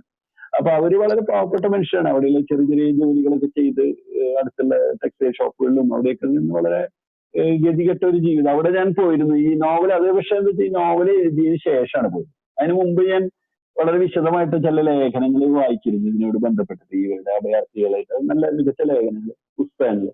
അത് കഴിഞ്ഞ് അവിടെ ചെന്ന് നമ്മുടെ നമ്മുടെ സുഹൃത്തുക്കൾ ജേർണലിസ്റ്റുകൾ എന്റെ കൂടെ വന്നു, അവരെ പരിചയപ്പെട്ടു. അവരുടെ ഒരു ഏതാണ്ട് ഒരു ഹാഫ് ഡേ നമ്മളവിടെ ചെലവഴിച്ചിരുന്നു. അവിടെയുള്ള അതിന് ഞാൻ അതിൽ നന്ദി പറഞ്ഞിട്ടുണ്ട് ചില ആളുകൾക്കൊക്കെ. അപ്പൊ അതൊക്കെ അനുഭവങ്ങളാണ്. ഇപ്പൊ ഈ നോവൽ എഴുതുമ്പോൾ പിന്നെ ഇതെല്ലാം ഒരു പശ്ചാത്തലമായിട്ട് നമ്മൾ വെക്കുള്ളൂ. നേരത്തെ പറഞ്ഞ പോലെ ഈ വലിയ ഗവേഷണ പ്രബന്ധം എന്നുള്ള രീതിയിലേക്ക് വന്നാൽ അത് നോവലല്ലാതായിട്ട് മാറും. അപ്പൊ അത് ഇങ്ങനെ കുറെ കാര്യങ്ങൾ ഞാൻ ചെയ്തിട്ടുണ്ട് ഈ അഭയാർത്ഥികൾ. പിന്നെ നമ്മുടെ ഒരു വിഷയിച്ച കുടിയേറ്റവും അഭയാർത്ഥിത്വം തമ്മിലുള്ളൊരു വ്യത്യാസം ഞാൻ പല സ്ഥലത്തും പറഞ്ഞിട്ടുണ്ട്. കുടിയേറ്റവും അഭയാർത്ഥവും തുലവും വ്യത്യസ്തമാണ്. നമുക്ക് കുടിയേറ്റാണ് പരിചയം. നമ്മള് ഒരു പുതിയ ജോലിക്കോ അതുപോലെ തന്നെ വിദ്യാഭ്യാസത്തിനോ അല്ലെങ്കിൽ കുടുംബങ്ങളെ തമ്മിൽ യോജിക്കാനൊക്കെ ഒരു അഭിവൃദ്ധിക്ക് വേണ്ടി നടന്നു പോകുന്നതാണ് കുടിയേറ്റം. അത് നമുക്ക് എപ്പോഴും തിരിച്ചു വരാം, സാഹചര്യം കുറച്ച് താഴെന്നുള്ളത്.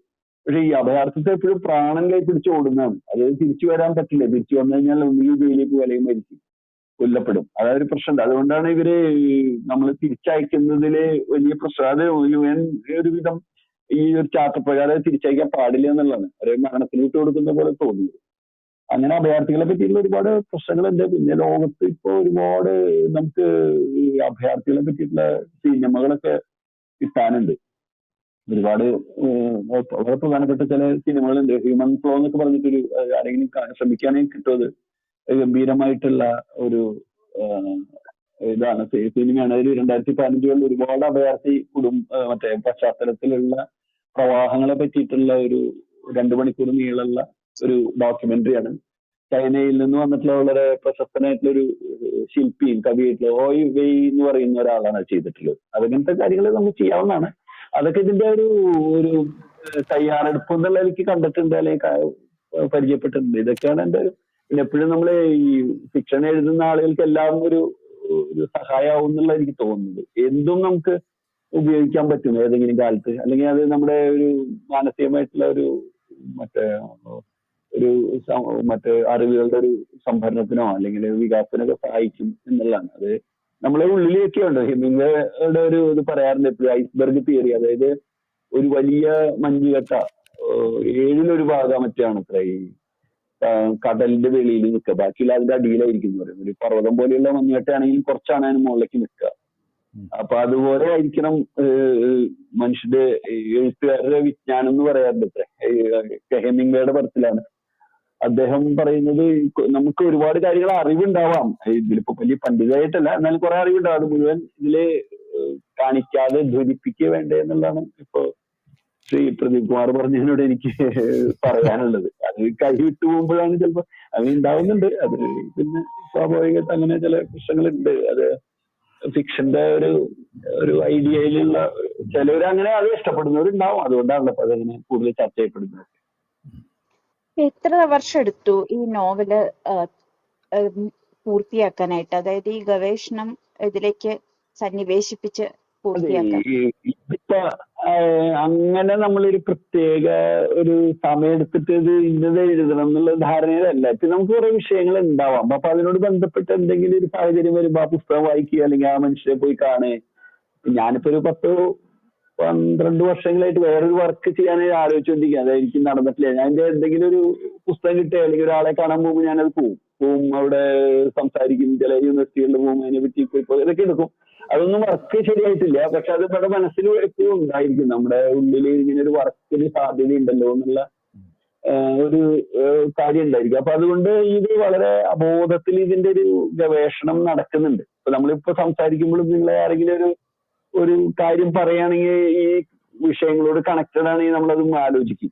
ഒരു പുസ്തകത്തിന്റെ പേര് പറയുകയാണെങ്കിൽ അത് ആലോചിക്കും, വായിക്കാൻ നോക്കും, അല്ലെങ്കിൽ ആരെങ്കിലും ഒരു വിഷയം അതിനോട് ബന്ധപ്പെട്ട് അങ്ങനെയൊക്കെയാണ് അതിന്റെ ഇതൊക്കെ. അങ്ങനെ റിസർച്ച് അപ്പൊ ഞാൻ നേരത്തെ പറഞ്ഞ 2008 ഇങ്ങനെ ഇതിനെ പറ്റിയൊക്കെ ആലോചിക്കുന്നുണ്ട്. അതിപ്പോ അങ്ങനെ ഒരു വളരെ തീവ്രമായിട്ടുള്ളൊരു ഗവേഷണം അപ്പൊ അതിൽ നടക്കുന്നില്ല. ഇത് എഴുതാനൊക്കെ തുടങ്ങുമ്പോൾ നമ്മൾ ഇത്രയും കാലം കൂട്ടിവെച്ച പല കാര്യങ്ങളും ചേർത്ത് വെക്കുകയും അതിലുള്ള ചില ഗ്യാപ്പുകൾ ഉണ്ടെങ്കിൽ അത് പൂർണ്ണാക്കാനായിട്ട് പിന്നെ കുറെ വായനകൾ കുറെ കൂടി അല്ലെങ്കിൽ ആരെങ്കിലും കണ്ട് സംസാരിക്കുക. ഇതിപ്പോ ഇതിലല്ല, ഞാൻ അന്ധകാര നോവലിൽ അങ്ങനെയൊക്കെ തന്നെയാണ് ചെയ്തിട്ടുള്ളത്. ഞാൻ അത് അടിയന്തരാവസ്ഥ കാലമാണ്, അതെന്റെ വളരെ കുഞ്ഞായിരുന്ന ഒരു കാലമാണ് ഞാൻ ആ സമയത്ത്. പക്ഷെ അത് വായിക്കുകയും ആളുകളെ പോയി കാണുകയും അതുപോലെ തന്നെ പുസ്തകങ്ങൾ, അഭിമുഖങ്ങൾ, അങ്ങനെ അത് നോവലിൽ എപ്പോഴും ലോകത്ത് അങ്ങനെ തന്നെയാണ് നടക്കുന്നത്. പലപ്പോഴും വളരെ പഴയ കാര്യങ്ങളായിരിക്കും ആളുകൾ എഴുതുക, അല്ലെങ്കിൽ ചിലപ്പോ പലരും വേറെ കുറെ രാജ്യങ്ങളിൽ അതിന്റെ പ്രദേശങ്ങളൊക്കെ മാറിക്കൊണ്ട് നോവലൊക്കെ എഴുതുന്നു. വളരെ ഗംഭീരമായിട്ടുള്ള വർക്കുകൾ വന്നിട്ടുണ്ട് ലോകത്ത്.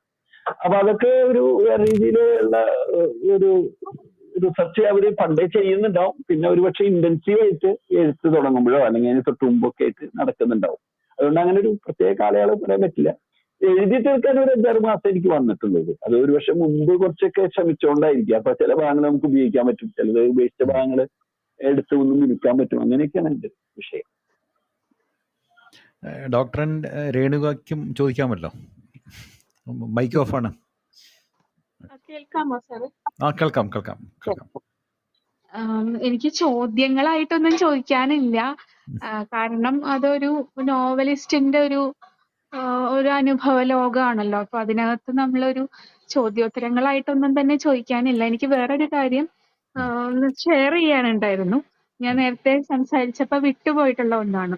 അപ്പൊ ഒരുപക്ഷെ അന്ധകാരനഴിയും ജ്ഞാനഭാരം എന്നുള്ള നോവലൊക്കെ ഗംഭീര നോവലുകളാണ്. അത് സ്ഥിരമായിട്ട് ഞാൻ ഫോളോ ചെയ്യുന്ന ഒരു ആള് കൂടിയാണ് ഈ സന്തോഷ് കുമാർ. കാരണം പ്രത്യേകിച്ച് ഈ ജ്ഞാനഭാരം എന്നുള്ളൊരു നോവല് പോലെ മലയാളത്തിൽ അത്തരത്തിലുള്ളൊരു ക്രാഫ്റ്റ് വളരെ അപൂർവമായിരുന്നു. അത്തരം നല്ല ഗംഭീരമായ നോവലുകളൊക്കെ ഉണ്ടായിട്ടും തപോമയിയുടെ അച്ഛൻ ഇത്രയധികം വായിക്കപ്പെട്ടു, ചർച്ച ചെയ്യപ്പെട്ടു എന്നുള്ളത് ഒരു വലിയൊരു എനിക്ക് തോന്നുന്നു അതിന്റെ പ്രമേയപരമായിട്ടുള്ള സവിശേഷതകളേക്കാൾ അധികം ഒരു നോവൽ എന്തായിരിക്കണം എന്നുള്ള ഒരു ചിന്ത അവശേഷിപ്പിക്കുന്ന ഒന്നായിട്ട് കൂടി എനിക്ക് തോന്നിയിട്ടുണ്ട്. കാരണം നമ്മളൊരു നോവല് വായിച്ചു കഴിയുമ്പോൾ അതിൽ ഏറ്റവും പ്രധാനപ്പെട്ട ഘടകം എന്ന് പറയുന്നത് റീഡബിലിറ്റി തന്നെയാണ്. അതിൽ സംശയങ്ങളൊന്നുമില്ല. നമുക്കതിലേക്ക് പ്രവേശിക്കാൻ സാധിക്കണം. ഞാനിത് പറയാൻ കാരണം പല അല്ലെങ്കിൽ പലതരത്തിലുള്ള അഭിരുചികളുള്ള മനുഷ്യരെ തൃപ്തിപ്പെടുത്താൻ ഈ നോവലിന് സാധിച്ചു എന്നുള്ളതാണ്. അത് അതിന്റെ ഒരു ജനകീയമായിട്ടുള്ള ഒരു തലം കൂടി ഇതിനകത്തുണ്ട് എന്നാണ് തെളിയിക്കുന്നത്. ഞാനിത് സൂചിപ്പിക്കുന്നത് എൻ്റെ ഒരു അനുഭവമാണ്. ഞാൻ കോളേജിൽ പഠിപ്പിക്കുന്ന ഒരാളാണ്. അപ്പോൾ കുട്ടികൾ അത് ഇത്തരത്തിലുള്ള നോവലുകൾ, മനുഷ്യരെ കുറിച്ചുള്ള നോവലുകൾ, വേറെ ഒന്നുമല്ല അതിൻ്റെ ഒരു കൺസേൺ ആയിട്ടുള്ളത്. മാനുഷിക പ്രശ്നങ്ങളുള്ള മനുഷ്യരെ കുറിച്ചുള്ള നോവലുകൾ കൂടുതൽ കുട്ടികൾ വായിക്കണം എന്നുള്ളത് കൊണ്ട് തന്നെ FIUGP വന്നു കഴിഞ്ഞപ്പോൾ കേരള സർവകലാശാലയിൽ തപോമയിയുടെ അച്ഛൻ ഒരു നോവല് പഠിക്കാൻ വച്ചിട്ടുണ്ട്. ഈ കഴിഞ്ഞ സെമസ്റ്ററിലാണ് അത് വന്നിട്ടുള്ളത്. കുട്ടികളുടെ ഒരു കുഴപ്പമല്ല, അവര് ജീവിക്കുന്ന കാലത്തിന്റെ ചില സവിശേഷതകൾ കൊണ്ട് തന്നെ വായന വളരെ കുറവാണ്. അവര് വായിക്കുന്നുണ്ടാകാം, അവരുടേതായ രീതികളിലുള്ള വായനകളും പുസ്തകങ്ങളും ഒക്കെ വായിക്കുന്നുണ്ടാകാം. പക്ഷെ ഇത്തരത്തിൽ നമുക്ക് ക്ലാസ്സിൽ പഠിപ്പിക്കുന്ന സമയത്ത് കുട്ടികൾക്ക് കമ്മ്യൂണിക്കേറ്റ് ചെയ്യാനായിട്ട് എല്ലാവർക്കും ബുദ്ധിമുട്ടുകളുണ്ട് പൊതുവിൽ. എങ്കിലും ഈ നോവല് ഞാൻ ഒരിക്കലും നോവല് ക്ലാസ്സിൽ പഠിപ്പിക്കാറില്ല. കാരണം അതിന് നോവല് പഠിപ്പിക്കാനുള്ളതല്ല എന്നാണ് എൻ്റെ ഒരു വായനക്കാരി എന്നുള്ള രീതിയിൽ എൻ്റെ വിശ്വാസം. കുട്ടികളെ വായിക്കാൻ പ്രേരിപ്പിക്കുക എന്നുള്ളത് മാത്രമാണ്. അതിന്റെ ഡിസ്കഷൻ വരുമ്പോൾ അതിൽ പങ്കെടുക്കുക, അവരെ കൊണ്ട് വായിപ്പിക്കുക, സെമിനാറുകളൊക്കെ ചെയ്യിപ്പിക്കുക, ഇതൊക്കെയാണ് ചെയ്യാറുള്ളത്.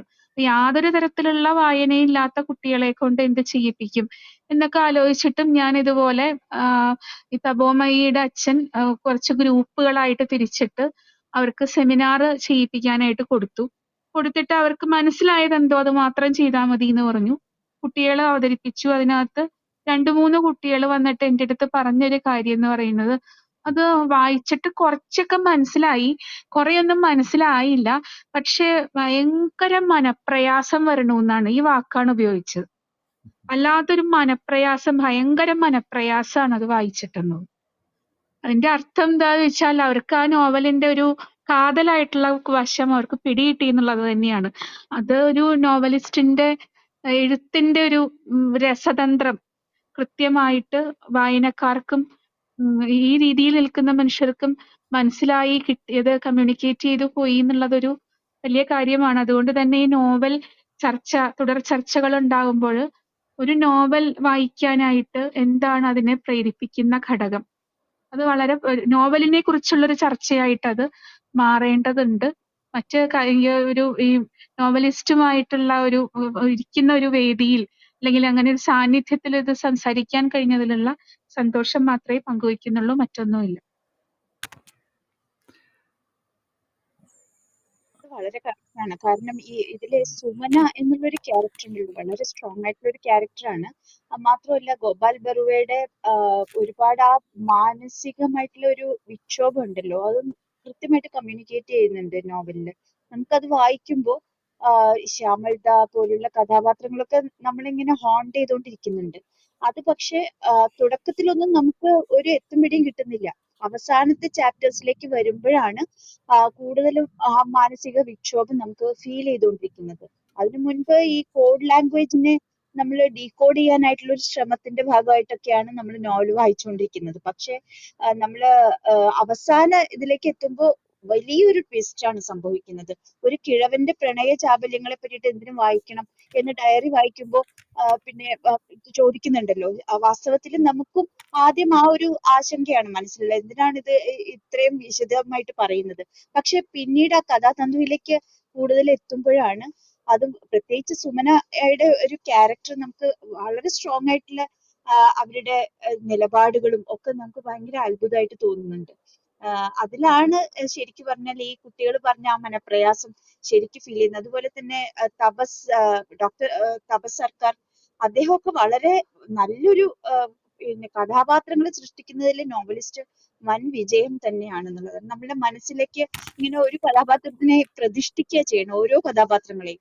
ഈവൻ ആ മോഷണം ചെയ്യുന്ന ഒരു ഹോം നേഴ്സ് ആയിട്ടുള്ള രാജു എന്നുള്ള കഥാപാത്രം പോലും നമ്മളുടെ മനസ്സിൽ തങ്ങി നിൽക്കുകയാണ് ചെയ്യുന്നത്. അയാള് ഒരിക്കലും പ്രത്യക്ഷത്തിൽ വരുന്നില്ല, പക്ഷെ എങ്കിൽ പോലും അയാളെ പറ്റിയിട്ടുള്ള സൂചനകൾ നമ്മളുടെ മനസ്സിൽ ഇങ്ങനെ പതിഞ്ഞു കിടക്കുന്നതാണ്. ആ ആല് വളർന്ന ആ പഴയ കെട്ടിടം പോലും ഒരു കഥാപാത്രം പോലെ നമ്മളുടെ മനസ്സിലേക്ക് എത്തുന്നുണ്ട്. കഥാപാത്ര സൃഷ്ടിയിലെ ഒരു വലിയ വിജയം തന്നെയാണ്, ആ ക്രാഫ്റ്റിന്റെ ഒരു വിജയം തന്നെയാണെന്ന് പറയണം. അതുപോലെ തന്നെ ആ മാനസികമായിട്ടുള്ള സംഘർഷങ്ങളെ കൃത്യമായിട്ട് പ്രതിപാദിച്ചിട്ടുണ്ട്. അതും ഒരു വലിയ വിജയമാണ്.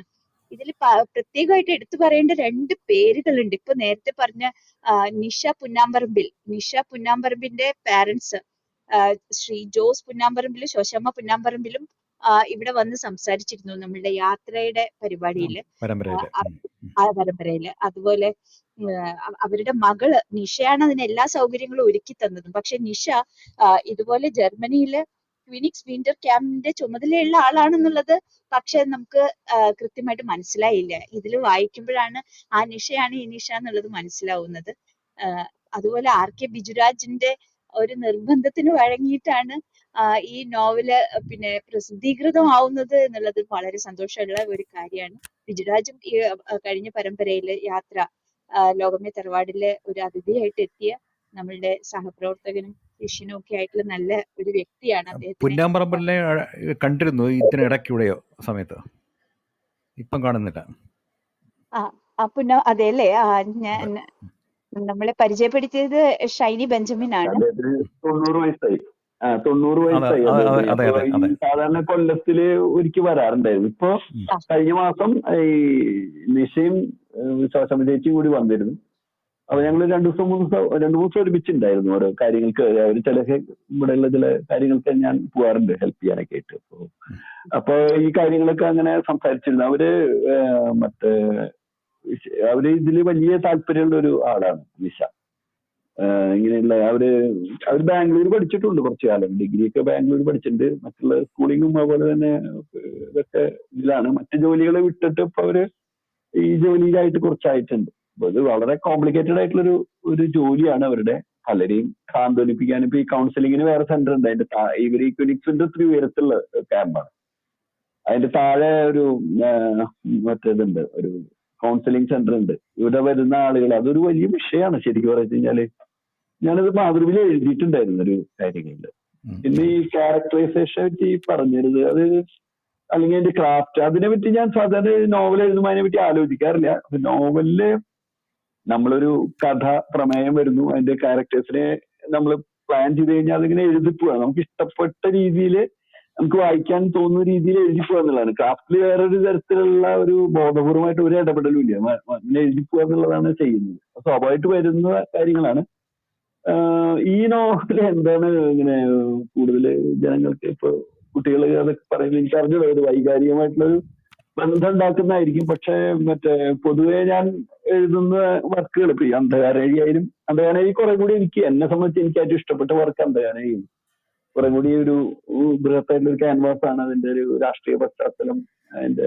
പക്ഷെ ഇപ്പൊ സൂചിപ്പിച്ചു നോക്കുമ്പോ ഈ നോവലിൽ മിക്കവാറും എല്ലാവരും നല്ല മനുഷ്യരായിട്ട് വരുന്നു. അതേസമയം അന്ധകാരേഴി പലപ്പോഴും കുറെ ആളുകളെങ്കിലും ഡാർക്ക് ആയിട്ടുള്ള ഷെയ്ഡുകളിലേക്ക് മാറുന്നു എന്നുള്ളൊരു ഇതുണ്ട്. പക്ഷെ അത് എന്തുകൊണ്ടോ ഇങ്ങനെ അന്നത്തെ ഒരു സാഹചര്യം എന്നെ ഇപ്പൊ ഈ നാട്ടിലെ ഈ സോഷ്യൽ മീഡിയയുടെ ഒരു സാന്നിധ്യം കൊണ്ട് ആയിരിക്കാം കുറച്ചും കൂടിയൊക്കെ ഈ പുസ്തകം അങ്ങനെ ജനങ്ങളിലേക്ക് എത്തണമെന്ന് തോന്നുന്നു. പിന്നെ ഈ പറഞ്ഞ വയലാർ അവാർഡ് ഇതിനെ സഹായിച്ചിട്ടുണ്ട് തീർച്ചയായിട്ടും. വലിയ തോതിലാണ് പുസ്തകങ്ങൾ വിറ്റ് പോകുന്നതും. പിന്നെ ഒരു ഘട്ടം കഴിഞ്ഞാൽ പിന്നെ അതൊരു വേറെ രീതിയിൽ ആളുകൾ വായനക്കാർ പറഞ്ഞു അതിനൊരു പബ്ലിസിറ്റി കിട്ടുകയും ഒക്കെ ചെയ്യുമല്ലോ. എപ്പോഴും എന്തൊക്കെ പരസ്യം കൊടുക്കുകയും അല്ലെങ്കിൽ നമ്മുടെ ഫേസ്ബുക്കിൽ എഴുത്തുകാരെ സ്വയം പ്രൊമോട്ട് ചെയ്യുകയൊക്കെ ചെയ്യുന്നതിനേക്കാളൊക്കെ സത്യസന്ധതയും ഒക്കെ ഉണ്ടാവുക ആളുകൾ നല്ല വായനക്കാര് പറയുമ്പോഴാണ്.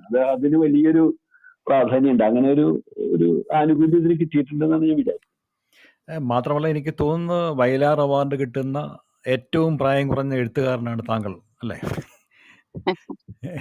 കാരണം അഭിനന്ദനങ്ങൾ. അതെ, സന്തോഷം. അല്ല ഞാന് സുഭാഷ് ചന്ദ്രൻ അല്ലെങ്കിൽ എസ് ഹരീഷ്, സുഭാഷ് ചന്ദ്രൻ എനിക്ക് തോന്നുന്നൊരു സുഭാഷൊക്കെ കിട്ടിയിട്ടുണ്ട്.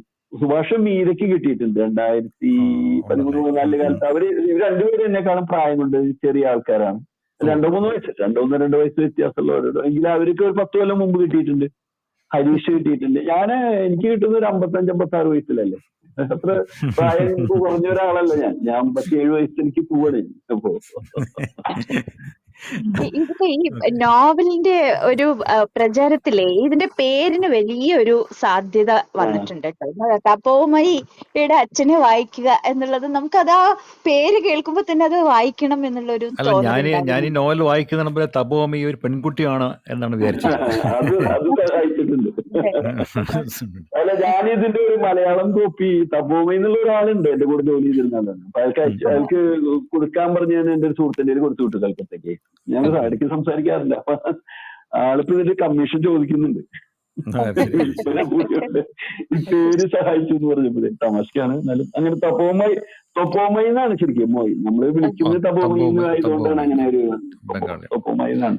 അല്ല ഇതിന്റെ ഒരു വളരെ ക്രിട്ടിക്കലായിട്ടുള്ള ഒരു സ്റ്റേജിൽ ഈ ഗോപാൽദ അദ്ദേഹം തൻ്റെ തപോമി തൻ്റെ മകനല്ല എന്ന് തിരിച്ചറിയുന്നത് ശ്യാമൾ ബെറുവയുടെ ഈ സംസാരിക്കാനുള്ള വിക്ക്, അത് വാക്കുകൾ ഉച്ചരിക്കാനുള്ള അദ്ദേഹത്തിൻ്റെ ഒരു വെപ്രാളം, അതൊക്കെ കുട്ടിയായ തപോമയിൽ കണ്ടിട്ടാണല്ലോ. വിക്ക് ഇങ്ങനെ സംക്രമിക്കുന്ന ഒരു രോഗം ആയിട്ട് വരുന്നുണ്ട്. അങ്ങനെ വിക്ക് എല്ലാ വിക്കും ആയിക്കോളും. പക്ഷെ ജനറ്റിക് ആയിട്ട് സംക്രമിക്കാൻ സാധ്യതയുണ്ടെന്നുള്ളതാണ് ഞാനത് ഞാൻ എന്റെ ചില അന്വേഷണങ്ങളിൽ നിന്ന് അത് ആ സമയത്ത് ഇതൊക്കെ വരില്ലോ നമ്മുടെ എഴുത്തിൽ വരുമ്പോ അതൊക്കെ ആലോചിച്ചിട്ടുണ്ട്. ചില ഡോക്ടേഴ്സായിട്ട് സംസാരിച്ചിട്ടുണ്ട്. നിർബന്ധമില്ല, പക്ഷെ ഉണ്ടാവാം, സാധ്യതയുണ്ട്. അതിലൊരു ചെറിയ അളവ് അങ്ങനെ വന്നിട്ടുണ്ട് പലപ്പോഴും. ഈ മറ്റേ വിക്ക് അതുപോലെ സംഭാഷണത്തിന്റെ വൈകല്യങ്ങളൊക്കെ ചിലപ്പോൾ ഒരു ജനറേഷൻ മുന്നോട്ട് പോയേക്കാം. അപ്പൊ ഈ കുറച്ചു കാലം കൊണ്ട് ഇതിപ്പം 18ാം പതിപ്പിന് ശേഷവും പിന്നെ പതിപ്പ് വന്നോ, അതോ 18ാം പതിപ്പാണ് ഏറ്റവും സത്യത്തിൽ 20 പതിപ്പായി 39,000 കോപ്പീസ് ഉണ്ട്. 20 പതിപ്പ്. അപ്പൊ ഇത് വായിച്ചിട്ട് ധാരാളം പ്രതികരണങ്ങൾ ലഭിച്ചിട്ടുണ്ടാവും, നേരിട്ടും അല്ലാതെയൊക്കെ. അതിൽ ടച്ചിങ് ആയിട്ടുള്ള ഏതെങ്കിലും ഒരു പ്രതികരണത്തെ കുറിച്ച് പറയാൻ പറ്റുമോ? വളരെ ടച്ചിങ് ആയിട്ട്. അല്ല, പൊതുവെ ടച്ചിങ്ങുള്ള പ്രതികരണം എന്ന് വെച്ച് കഴിഞ്ഞാല് എല്ലാവരും മിക്കവാറും ഇങ്ങനെ തന്നെയാണ് പറയുന്നത്. പലരും ഇങ്ങനെ കുറെ ദിവസങ്ങളിൽ അവരെ ഇത് ഹോണ്ട് ചെയ്തു എന്നൊക്കെ പറയുന്നുണ്ട്. വായനയിലേക്ക് തിരിച്ചു കൊണ്ടുവന്നു എന്നൊക്കെ ഇങ്ങനെ പലരും. ചിലരെങ്കിലും തുടക്കത്തിലെ ചാപ്റ്ററുകൾ അവർക്ക് മുന്നോട്ട് പോകാൻ പറ്റുന്നില്ല എന്ന് പറഞ്ഞ് മാറ്റി വെച്ചിരുന്നു. എനിക്കൊന്ന് വായനയായിട്ട് ബന്ധമില്ലാത്തവരായിരിക്കും. എനിക്ക് സാധാരണ രീതിയിൽ അതങ്ങനെ ബുദ്ധിമുട്ടൊന്നുമില്ല എന്ന് തോന്നുന്നു. 3-4 ചാപ്റ്ററുകൾ നമ്മൾ തുടക്കം എപ്പോഴും നോവലിൽ കൊടുക്കുമല്ലോ. പക്ഷെ അങ്ങനെ ചിലർക്ക് പറ്റിയിട്ടുണ്ടെന്ന് എന്നോട് പറഞ്ഞിട്ടുണ്ട് വലിയൊരു വിമർശനമായിട്ട്. പക്ഷെ പൊതുവെ ടച്ചിങ് എന്ന് പറയാവുന്നത് ഇതന്നെ, വായിക്കുകയും അവരെ ഇങ്ങനെ പെട്ടെന്ന് ഒരു 1-2 ദിവസം കൊണ്ടൊക്കെ രാത്രിയൊക്കെ ഇരുന്ന് വായിച്ചു തീർക്കുന്നൊക്കെ ഇങ്ങനെ പറയുന്നുണ്ട്. ഞാൻ ഈ ഷാർജ ഫെസ്റ്റിവലിൽ പോയപ്പോ എന്തൊക്കെ ഉണ്ടായ അത്ഭുതം, അവിടെ വരുന്ന പുസ്തകങ്ങൾ അപ്പൊ തീരുമായിരുന്നു. എത്ര പുസ്തകം കൊണ്ടുപോയിട്ടും അത് ഉപയോഗിക്കാൻ പറ്റി. ഞാൻ അവസാന ദിവസങ്ങളിൽ അവിടെ പോയത്. അപ്പൊ അവര് കുറച്ച് കോപ്പികൾ ഞാൻ എന്റെ സെഷന്റെ സമയത്ത് ഒപ്പിടിച്ച് മേടിക്കാനായിട്ട് ഒളിച്ചു വെക്കായിരുന്നു. അതൊരു അനുഭവം തോന്നി. ജീവിതത്തിൽ ഒരിക്കലും അങ്ങനെയൊന്നും ഉണ്ടായിട്ടില്ല. എന്റെ പുസ്തകങ്ങൾക്ക് അത് അങ്ങനെ ഒരു വലിയ വിപണിയുള്ള ഒരു പുസ്തകങ്ങളായിരുന്നില്ല ഇതുവരെ. ഈ പുസ്തകത്തിന് അങ്ങനെ ഒരു ഇത് കിട്ടിയിട്ട്, പക്ഷെ അത് വെച്ച് അടുത്തൊരു പുസ്തകം ഇതേപോലെ എഴുതണമെന്നോ ഇതേപോലെ ഒരു വിപണിക്ക് വേണ്ടി അങ്ങനെ എഴുതണമെന്നോ എന്റെ ഉള്ളിൽ ഞാൻ വളരെ ആത്മാർത്ഥമായിട്ട് പറയണം. അതല്ല എന്റെ വിഷയം. അല്ല, വിപണിയെ എപ്പോഴും സന്തോഷിപ്പിക്കും നമ്മള്. പൈസ കിട്ടും, പ്രാധാന്യം കിട്ടും, അതൊക്കെ വേണ്ടതാണ്. പക്ഷെ നമ്മുടെ വർക്ക് അതിനു വേണ്ടി നമ്മള് ഏതെങ്കിലും രീതിയിൽ അങ്ങനെ ഒരു ടെംപ്ലേറ്റ് പോലെ ഉണ്ടാക്കാനായിട്ട് ചെയ്യുന്നത് ശരിയല്ല എന്നുള്ളൊരു തോന്നലുണ്ട്. ഈ അടുത്ത ചിലപ്പോൾ വർക്ക് വേറെ ഒരു ഹിസ്റ്റോറിക്കൽ വർക്കായിരിക്കും. അത് ഇത്ര തന്നെ ചിലപ്പോൾ ഒരു ആൾക്കാര് വായിച്ചോളണമെന്നില്ല. നമുക്ക് പറയാനുള്ളൊരു വിഷയം പറയാന്നുള്ളതാണ് നോവലില് ചെയ്യാവുന്നത്. അത് പിന്നെ നമ്മളിപ്പോ ഈ പറഞ്ഞ ഞാനിപ്പോ ഒരു വളരെ ആക്റ്റീവായിട്ട് 10-32 വർഷം, അത് പ്രസിദ്ധീകരണമായിട്ട് 30 വർഷമൊക്കെ ആയിട്ടുണ്ട്. അതുകൊണ്ട് തന്നെ അപ്പൊ എന്റെ ഓരോ വർക്കും വ്യത്യസ്തമായിരിക്കണം എന്നും അതിലൊരു വർഷങ്ങളോളം ഈ എഴുത്തിനൊരു ലോഞ്ചിവിറ്റി കിട്ടണമെന്നാണ് ഞാൻ എപ്പോഴും ആഗ്രഹിക്കുന്നത്. അതുകൊണ്ട് ഇപ്പൊ അതിന്റെ ഒരു പ്രശ്നം ഈ കഥയൊക്കെ എഴുതലൊക്കെ വളരെ ബുദ്ധിമുട്ടാണ്. വളരെ 1.5 വർഷം ഒക്കെ കഴിഞ്ഞിട്ട് ഒരു കഥയൊക്കെ കൊടുക്കുന്നത്, എഴുതാണ്ടല്ല, നമുക്ക് ഇഷ്ടമില്ലാത്ത വർക്കുകൾ കൊടുക്കാതെയാണ്. പലപ്പോഴും അങ്ങനെ ഒരു ഉത്തരവാദിത്തം ഉണ്ട്. ഈ കൂടുതൽ ആൾക്കാർ വായിക്കുകയും കൂടുതൽ ശ്രദ്ധിക്കപ്പെടുകയും ചെയ്യുമ്പോൾ നമ്മുടെ രചനയോട് വളരെ ഒരു വേറെ രീതിയിൽ നീതി പുലർത്തണം എന്ന് ഇങ്ങനെ തോന്നാറുണ്ട്.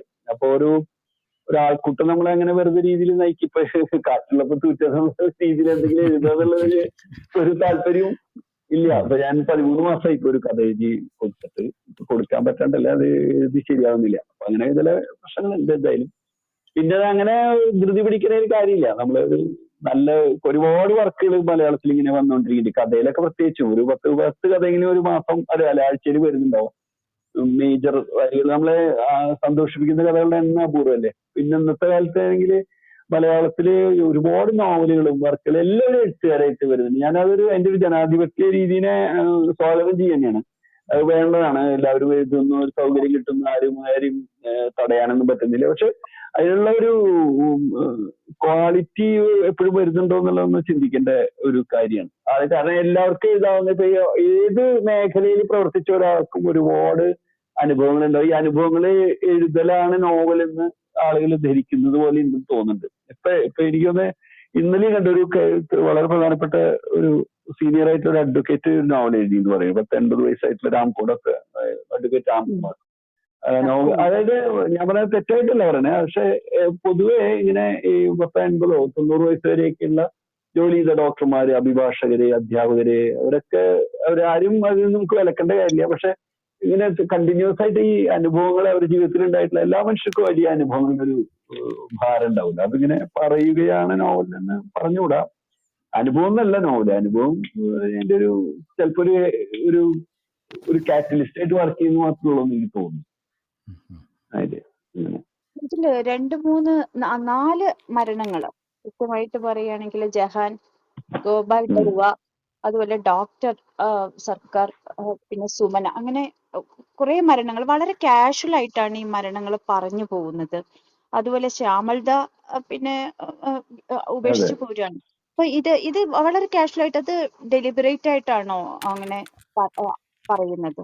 മരണത്തിന് അല്ല, അങ്ങനെയല്ല. ഞാൻ സത്യത്തില് ഈ ഒരു ഇപ്പൊ പറയുമ്പോഴാണ് ഞാൻ അതിനെ പറ്റി ആലോചിക്കുന്നത്. അങ്ങനെയല്ല, സ്വാഭാവികമായിട്ട് ചില മരണങ്ങൾ നമ്മളിപ്പോ ഡോക്ടർ സർക്കാരിന്റെ മരണം അല്ലെങ്കിൽ ഗോപാൽ ബറുവയുടെ മരണമൊക്കെ നമ്മൾ ആദ്യം പ്ലാൻ ചെയ്തിട്ടുണ്ടാവാം.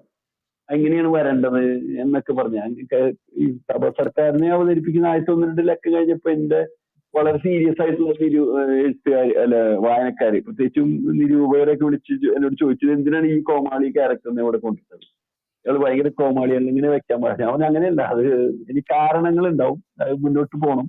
എന്നാലും ഒരു തുടക്കത്തില് നമ്മൾ അങ്ങനെ അവരെ ജഡ്ജ് ചെയ്യാൻ പാടില്ല എന്ന് പറഞ്ഞിരുന്നു. അവരെ മരണത്തെ പറ്റി അങ്ങനെ ഇപ്പൊ ഈ പറയുന്ന ഒരു ഏതാണ് ഈ പ്രത്യേകിച്ച് ഒരു വായനക്കാരതിനെ പറ്റി ആലോചിക്കുന്നു എന്നുള്ളതാണ്. ഞാനത് അങ്ങനെ ആലോചിച്ച് ചെയ്തല്ല, എന്റെ മനസ്സിലായി വന്നിട്ടില്ല ഇതുവരെ. ഇങ്ങനെ എത്രയും കാഷ്വലാണ് മരണങ്ങൾ എന്നുള്ളത്. തീർച്ചയായിട്ടും ഈ ജഹാന്റെ മരണം ഒരു കൊലപാതകം പോലെ നമുക്ക് അവതരിപ്പിക്കാം. ശ്യാമൾദയുടെയും ഒരു ഇൻഡിഫറന്റ് ആയിട്ടുള്ള ഒരു സമീപനം കൊണ്ട് നടന്നാണ്, ഒരു ഒഴിവാക്കലാണെന്ന് വിചാരിക്കും. ബാക്കിയൊക്കെ മിക്കവാറും സ്വാഭാവികമായിട്ടുള്ള മരണങ്ങളാണ് ഉണ്ടായിട്ടുള്ളത്. സന്താനത്തിന്റെ മകൾ വൈഗയുടെ മരണം ഉത്ഖന്ന പ്രദേശത്ത് വീണ് മരിച്ച, അതിനൊരു കാര്യം ഉണ്ടായി. അതിന്റെ ഒരു തമാശ പറയാം, ട്രിവിയ എന്നൊക്കെ പറയുന്ന പോലെ. അതായത് ഈ മാധ്യമം വീക്കിലി വരുമ്പോ സ്വാഭാവിക മരണമായിരുന്നു, സ്വാഭാവികമല്ല എങ്ങനെയാണ്. പക്ഷെ ഞാനത് പുസ്തകത്തിൽ കുറച്ചുകൂടി ഒന്ന് എഡിറ്റ് ചെയ്തു. അതായത് ഇതിൽ ഈ ലിപി വായിക്കുന്നതോ കണ്ടെത്തുന്നതായിട്ടുള്ള ഒരു സൂചന അതിൽ കൊടുത്തു, ഒരു 4-5 സെന്റൻസ് അതും കൂടി അതിൽ കൊടുത്തിട്ടുണ്ട് പിന്നീട് പുസ്തകമാക്കുമ്പോൾ. ഇത് പറയാനുള്ള ഒരു കാരണം എന്താ വെച്ചാൽ, ഞാൻ നേരത്തെ പറഞ്ഞ പോലെ ഡോക്ടർ ഐരാവത മഹാദേവൻ എന്ന് പറയുന്ന വളരെ വലിയ ലിപി വിദഗ്ധൻ, പണ്ഡിതനായിട്ടുള്ള അദ്ദേഹത്തിന്റെ മകൻ ഇദ്ദേഹം IAS വിട്ടതിന് ശേഷം ഈ പ്രവർത്തനങ്ങൾക്ക് പോകാൻ നേരത്തെ സമയത്ത് പെട്ടെന്ന് ഈ മകൻ 28 വയസ്സുള്ള മകൻ ബൈക്ക് ആക്സിഡന്റിൽ മരിക്കുകയാണ്. അദ്ദേഹത്തിന്റെ അപ്പൊ ഈ മകൻ കല്യാണം കഴിച്ചിരുന്നു, അയാൾക്കൊരു കുഞ്ഞുണ്ടായിരുന്നു. അപ്പൊ അവരെ അന്ന് ഇദ്ദേഹത്തിന്റെ ചുമതലയിൽ വന്നു. അപ്പൊ ഈ ഐരാവത മഹാദേവൻ പെട്ടെന്ന് ഇന്ത്യൻ എക്സ്പ്രസിന്റെ മറ്റേ ഇതുണ്ടല്ലോ തമിഴ് പ്രസിദ്ധീകരണം ദിനമലറിന്റെ എഡിറ്ററായിട്ട് ഗോയങ്ക ഓഫർ ചെയ്യാണ്. മറ്റേ അങ്ങ് ഇന്ത്യൻ എക്സ്പ്രസിൽ വർക്ക് ചെയ്ത ആളല്ലേ പ്രദീപ് കുമാർ അല്ലേ? അതെ അതെ അതെ അതെ അതെ. അപ്പൊ അദ്ദേഹം ഈ ദിനമലരാണ് എന്റെ ഓർമ്മ. ദിനമലരാണ് തമിഴ്. അപ്പൊ ഗോയങ്ക അദ്ദേഹത്തിന് ഒരു എഡിറ്റർഷിപ്പ് കൊടുത്തു. അപ്പൊ അതിൽ പരിചയമില്ലെങ്കിൽ ആള് ഈ സാമ്പത്തികമായിട്ടുള്ള ഒരു ഇതിന് വേണ്ടിയിട്ട് അദ്ദേഹം കുറച്ച് കാലയിൽ വർക്ക് ചെയ്തിട്ടൊക്കെ ഉണ്ട്. അപ്പൊ ആ ഒരു ഞാൻ ഇദ്ദേഹത്തിന്റെ ജീവിതം നന്നായിട്ട് അതിൽ ഫോളോ ചെയ്തിട്ടുണ്ട്. അതിൽ പറയുന്ന കമ്പ്യൂട്ടറുകള്, അതിൽ പറയുന്ന Tata institute of social science, ഈ കാര്യങ്ങളൊക്കെ അദ്ദേഹത്തിന്റെ ഒരു നമ്മളൊരു ബയോപിക് എന്ന് പറയുന്ന പോലെയുള്ള ആ ഒരു ബയോഗ്രഫി ഫോളോ ചെയ്തിട്ടുണ്ട്. അങ്ങനെ അതെ. നമുക്ക് സമയം എത്ര 8:42 അല്ലേ? ഇനി ആരെങ്കിലും ചർച്ചയിൽ പങ്കെടുക്കാൻ ഉണ്ടെങ്കിൽ ദയവായിട്ട് മുന്നോട്ട് വരണം, നോവൽ വായിച്ചിട്ടുള്ളവരുണ്ടെങ്കിൽ. അപ്പോൾ ഇനിയുള്ള നോവൽ എഴുതിക്കൊണ്ടിരിക്കുന്നു അല്ലേ?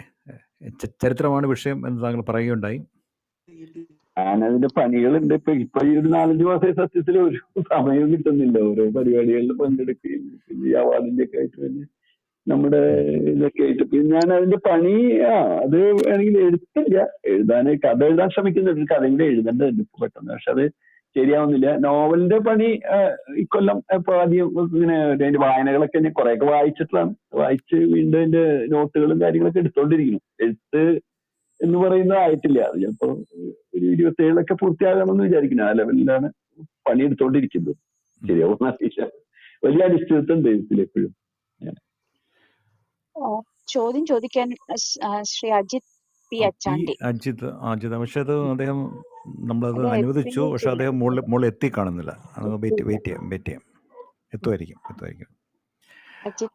അതും ഇതേപോലെ സീരിയലൈസ് ചെയ്ത ശേഷമാകുമോ പുസ്തകമാക്കുന്നത്? അതോ അത് തീരുമാനിച്ചില്ല. അത് കുറച്ചൊരു അതെങ്ങനെ പകുതി ആത്മവിശ്വാസം പകുതി ഭയമൊക്കെ ഉള്ളൊരു വിഷയമാണ്. അപ്പൊ അത് അതിന്റെ പണികളിലാണ്. അത് മറ്റേ വേറെ രീതിയിൽ കുറച്ചൊരു ഒത്തിരി പഴക്കമുള്ള ഒരു കാലഘട്ടത്തിന്റെ കഥയാണ്. ഒരു 19ാം നൂറ്റാണ്ടൊക്കെ വരാവുന്ന ഒരു വർക്കാണ്. നോക്കണം, ശരിയാവുന്ന എനിക്ക് ചില പ്രതീക്ഷകളാണ് നമ്മൾ മുന്നോട്ട് പോകുന്നത്. അത് ശരിക്കും പറഞ്ഞു കഴിഞ്ഞാൽ കുറച്ചായി അതിനെ പറ്റി ആലോചിച്ചുകൊണ്ടിരിക്കുന്നു. കുറെ പണിയൊക്കെ എടുത്തിട്ടുണ്ട്, കുറെ സ്ഥലങ്ങളിൽ പോയിട്ടുണ്ട്. അതൊന്നും ഈ അൾട്ടിമേറ്റ് അത് നടക്കുമെന്നുള്ളത് അറിയില്ല, എന്നാലും നോക്കുന്നുണ്ട്. ഇപ്പോഴും സർവീസിലുണ്ടോ? ഇല്ല. ഞാൻ 51 വയസ്സില് VRF എടുത്തു. ഞാൻ ഏതാ ഇടയ്ക്കൊന്നും ബ്രേക്ക് ആയില്ലേ ഹേമ? ഞാന് 2020 നമ്മുടെ കോവിഡ് സമയമൊക്കെ വന്ന, അതല്ല കോവിഡ് വന്നോണ്ടല്ല, ഞാൻ മുമ്പേ ആലോചിച്ചിരുന്നു. ഞാൻ 51 വയസ്സിൽ എടുത്തു ഒരു വളണ്ടറി റിട്ടയർമെന്റ് എടുത്തു. 9 കൊല്ലം മുമ്പ് എടുത്തു. കാരണം എന്താ വെച്ച് കഴിഞ്ഞാൽ ഞാൻ കുറച്ച് നേരത്തെ സർവീസിൽ കയറിയ ആളാണ്. ഞാൻ 20 വയസ്സിലേക്ക് കയറിയിരുന്നു. അപ്പൊ ഒരു 30 കൊല്ലത്തിലധികം സർവീസ് ആയപ്പോ എനിക്ക് പെൻഷൻ ഫുള്ളായി എന്ന് കണ്ടപ്പോ ഞാൻ എല്ലാം കൂടി നടക്കില്ല. എനിക്ക് കുറെ സീനിയർ പോസ്റ്റുകളിലേക്ക് പോകാൻ സാധ്യതയുള്ള ഒരാളായിരുന്നു. അപ്പൊ അതുകൊണ്ട് ഇതും കൂടി നടക്കില്ല. ഒരുപക്ഷെ അങ്ങനത്തെ പോസ്റ്റുകളിലേക്ക് പോവുകയാണെങ്കിൽ ഒരിക്കലും എനിക്ക് ഒരു ഒഴിവ് കിട്ടില്ല. ഞാൻ ഫുള്ളായിട്ട് ഒരു മറ്റേ എന്താ പറയാ ബോർഡിന്റെ ഒക്കെ ഭാഗമാവുകയും ഒക്കെ ആവുന്ന അങ്ങനെ ടോപ്പ് പോസ്റ്റിലേക്ക് പോകുന്ന ആളായിരുന്നു. അപ്പൊ ഫുൾ ടൈം ആയിട്ട് ഇരുന്നില്ലെങ്കിൽ നമ്മൾ അതിനോട് നീതി ചെയ്യാൻ പറ്റില്ല. അവിടെ നിന്ന് ഇത് നമുക്ക് എഴുത്തായിട്ട് ബന്ധപ്പെടാൻ പറ്റില്ല. അപ്പൊ എന്തായാലും നമ്മുടെ ഒരു പ്രൈം ടൈമില് അപ്പൊ അതല്ലെങ്കിൽ ഒരു പക്ഷേ ഈ ചട്ടഭൂമിയെ എഴുതാൻ പറ്റില്ല എന്ന് ഉറപ്പാണ് എനിക്ക്. കാരണം എന്താ വെച്ച് കഴിഞ്ഞാൽ ഞാൻ ഒരു അന്ധകാരനികളെ നോവൽ എഴുതുന്നത് 2009 മാർച്ചിലാണ്. അത് കഴിഞ്ഞ പബ്ലിഷിംഗ് ഒക്കെ 10-11 വരുന്നു. പിന്നെ ഒരു നോവൽ എഴുതാനായിട്ട് 11 കൊല്ലം എടുത്തു. എനിക്ക് നല്ല തിരക്കുകൾ ഉണ്ടായിരുന്നു ജോലിയിൽ. പലപ്പോഴും പല ഓഫീസുകളിൽ എനിക്ക് ചുമതലയുണ്ടായിരുന്നു, ഇവിടെയും പുറത്താകുമ്പോഴൊക്കെ. അപ്പൊ അതിന്റെ ഒരു വിഷയം ഉണ്ടായപ്പോ ഞാൻ പിന്നെ ആലോചിച്ചു. അപ്പൊ വളരെ ബുദ്ധിമുട്ടുള്ള ഡിസിഷനാണ്. കാരണം വെച്ച് കഴിഞ്ഞാൽ 9 കൊല്ലം സർവീസ് ഉണ്ടായിരുന്നു. പിന്നെ നമ്മൾ ഫൈനൽ സർവീസിലല്ലേ കൂടുതൽ സാലറിയും അതുപോലെ പൊസിഷൻസ് ഒക്കെ കിട്ടുന്നത്. അപ്പൊ ഞാൻ ഒരു ധൈര്യം വെച്ച് അങ്ങനെ എടുത്തു. ഇപ്പൊ തൊഴിലില്ല, സത്യത്തില് തൊഴിലീതനാണ്. അപ്പൊ എന്നാലും എഴുത്തൊക്കെ ഇങ്ങനെ. അജിത്തിന് ചോദ്യം ചോദിക്കാൻ വരാൻ കഴിഞ്ഞിട്ടില്ല. ഒരു മെസ്സേജ് ആയിട്ട് തരാൻ പറഞ്ഞിട്ടുണ്ട്. ഓക്കെ ആ. ഓക്കെ. രാജ്യത്തിനെ കാണുന്നില്ല. അപ്പം അത് ചിലപ്പോ ആള് എനിക്ക് തോന്നുന്നു തിരിച്ചു വന്നിട്ടുണ്ട്. എന്നാ ആള് വിട്ടുപോയിണ്ടാവും. സിഗ്നൽ പ്രശ്നമുണ്ട്. കാര്യം പല സ്ഥലങ്ങളിലും ഈ ഇടി, ഇപ്പം ഞാൻ മഴയുണ്ട് സംസാരിക്കുന്ന അല്ലേ? എറണാകുളം പലയിടത്തും ഭീകരമായ ഇടി മിന്നലൊക്കെ ഉണ്ട് ഇപ്പം. മഴയുണ്ടോ? മഴ അവിടെ ഇല്ല. മഴയുമുണ്ട്. അപ്പം ഇവിടെ ഭയങ്കര ചൂടാണ് തൃശ്ശൂരിൽ ചൂടാണ്, മലബാറിൽ മഴയാണ്, ഇപ്പം ഇവിടുന്ന് പിന്നെ ആലുവയിലും മഴയാണ്, തൃപ്പൂണിത്തുറയിലൊക്കെ മഴയാണെന്നൊക്കെ പറയുന്നുണ്ട്. കാക്കനാട് മഴയുണ്ട്. കാക്കനാട് മഴയുണ്ട്. മഴ നോവലിലെ ഒരു സംഗീതമായ മഴ അതെ, നമ്മൾ കാണുന്നത് പഴയ മഴയാണ്, പുതിയ മഴയല്ല, പ്രാചീനമായ പഴയ ഒരു മഴ, മഴയാണ്. പേടിപ്പെടുത്തുന്ന തോരാ മഴയെക്കുറിച്ചൊക്കെ താങ്കൾ പറയുന്നുണ്ട്. നോവലിനകത്ത് ആവർത്തിച്ച് വരുന്നുണ്ട്. അപ്പോൾ നമുക്കിനി സംസാരിക്കാൻ ആരും ഇല്ല എന്ന് തോന്നുന്നില്ല. ആരും അജിത് എത്തിയിട്ടില്ല സംസാരിക്കാൻ, അദ്ദേഹത്തിന് എത്താൻ പറ്റിയിട്ടില്ല. അപ്പോൾ നമുക്കിവിടെ വലിയ സന്തോഷം. താങ്ക് യു, ഇങ്ങനെ ഒരു പരിപാടി അറേഞ്ച് ചെയ്തതിന്. നന്നായി. പൊതുവെ ആള് കുറവാണെങ്കിൽ നമുക്ക് സംസാരിക്കാൻ പറ്റിയില്ല. ആൾക്കൂട്ടല്ലാതെ വേണ്ടത്. പിന്നെ ചെറിയതാണെങ്കിലും നമുക്ക് കൂടുതൽ അടുത്തുള്ള കാര്യങ്ങൾ ആൾക്കാരോട് സംസാരിക്കാനുള്ള വലിയ ഇതാണ്. ഞാൻ ഇവിടെ പ്രൈം മിനിസ്റ്റർ വരുന്നുണ്ട്, അതായത് ഞാൻ തൃശ്ശൂർ പോയില്ല, അല്ലെങ്കിൽ എനിക്കൊരു ആവശ്യം ഉണ്ടായിരുന്നു, പോയില്ല. അപ്പൊ ഭയങ്കര തിരക്കായതുകൊണ്ട് ഇത് നമ്മളുടെ ഒരു ചാനലില് അപ്ലോഡ് ചെയ്യുന്നുണ്ട്, മീഡിയ വേവ്സ് എന്നുള്ളൊരു ചാനലില് അപ്ലോഡ് ചെയ്യും. അപ്പൊ നാളെ ഇതിന്റെ ശബ്ദലേഖനം അതില് അപ്ലോഡ് ചെയ്യുന്നതാണ്. ഒരു മിനിറ്റ് സമയമുണ്ടെങ്കിൽ ഒരു സുജ ഭാസ്കർ വന്നിട്ടുണ്ട്. സുജ മൈക്ക് ഓൺ ചെയ്ത് ചോദിക്കാം. സുജയുടെ മൈക്ക് ചോദിക്കാം. നമസ്കാരം. സന്തോഷിന്റെ പുസ്തകങ്ങൾ പലതും നമ്മൾ വായിച്ചിട്ടുണ്ട്. അപ്പോൾ പല ഡിസ്കഷനിലും അദ്ദേഹത്തിന്റെ വാക്കുകൾ നമ്മൾ കേട്ടിട്ടുമുണ്ട്, പ്രത്യേകിച്ചും ഹൗസസിന്റെ കാര്യങ്ങൾ. പക്ഷെ ഞാൻ പറയാൻ വന്നത്, റീസെന്റ് ഒരു മാതൃഭൂമി ആഴ്ചപ്പതിപ്പിലാന്ന് തോന്നുന്നു ഒരു കഥ വന്നിരുന്നു. ഞാൻ അദ്ദേഹത്തിന്റെ പേര് മറന്നുപോയി. പക്ഷെ ആ ട്രെയിൻ യാത്രയുടെ ഇടയില് തപോമതിയുടെ അച്ഛൻ ആ പുസ്തകങ്ങൾ വായിച്ച് സങ്കടപ്പെട്ട ആ ഒരു ലേഡി അവരുടെ സ്റ്റോപ്പിൽ ഇറങ്ങി പോവാണ്. അവരുടെ കയ്യിലിരിക്കുന്ന പുസ്തകം ഈ പുസ്തകമാണ്, തപോമതിയുടെ അച്ഛൻ. അപ്പോ സാധാരണക്കാരെ എത്രമേൽ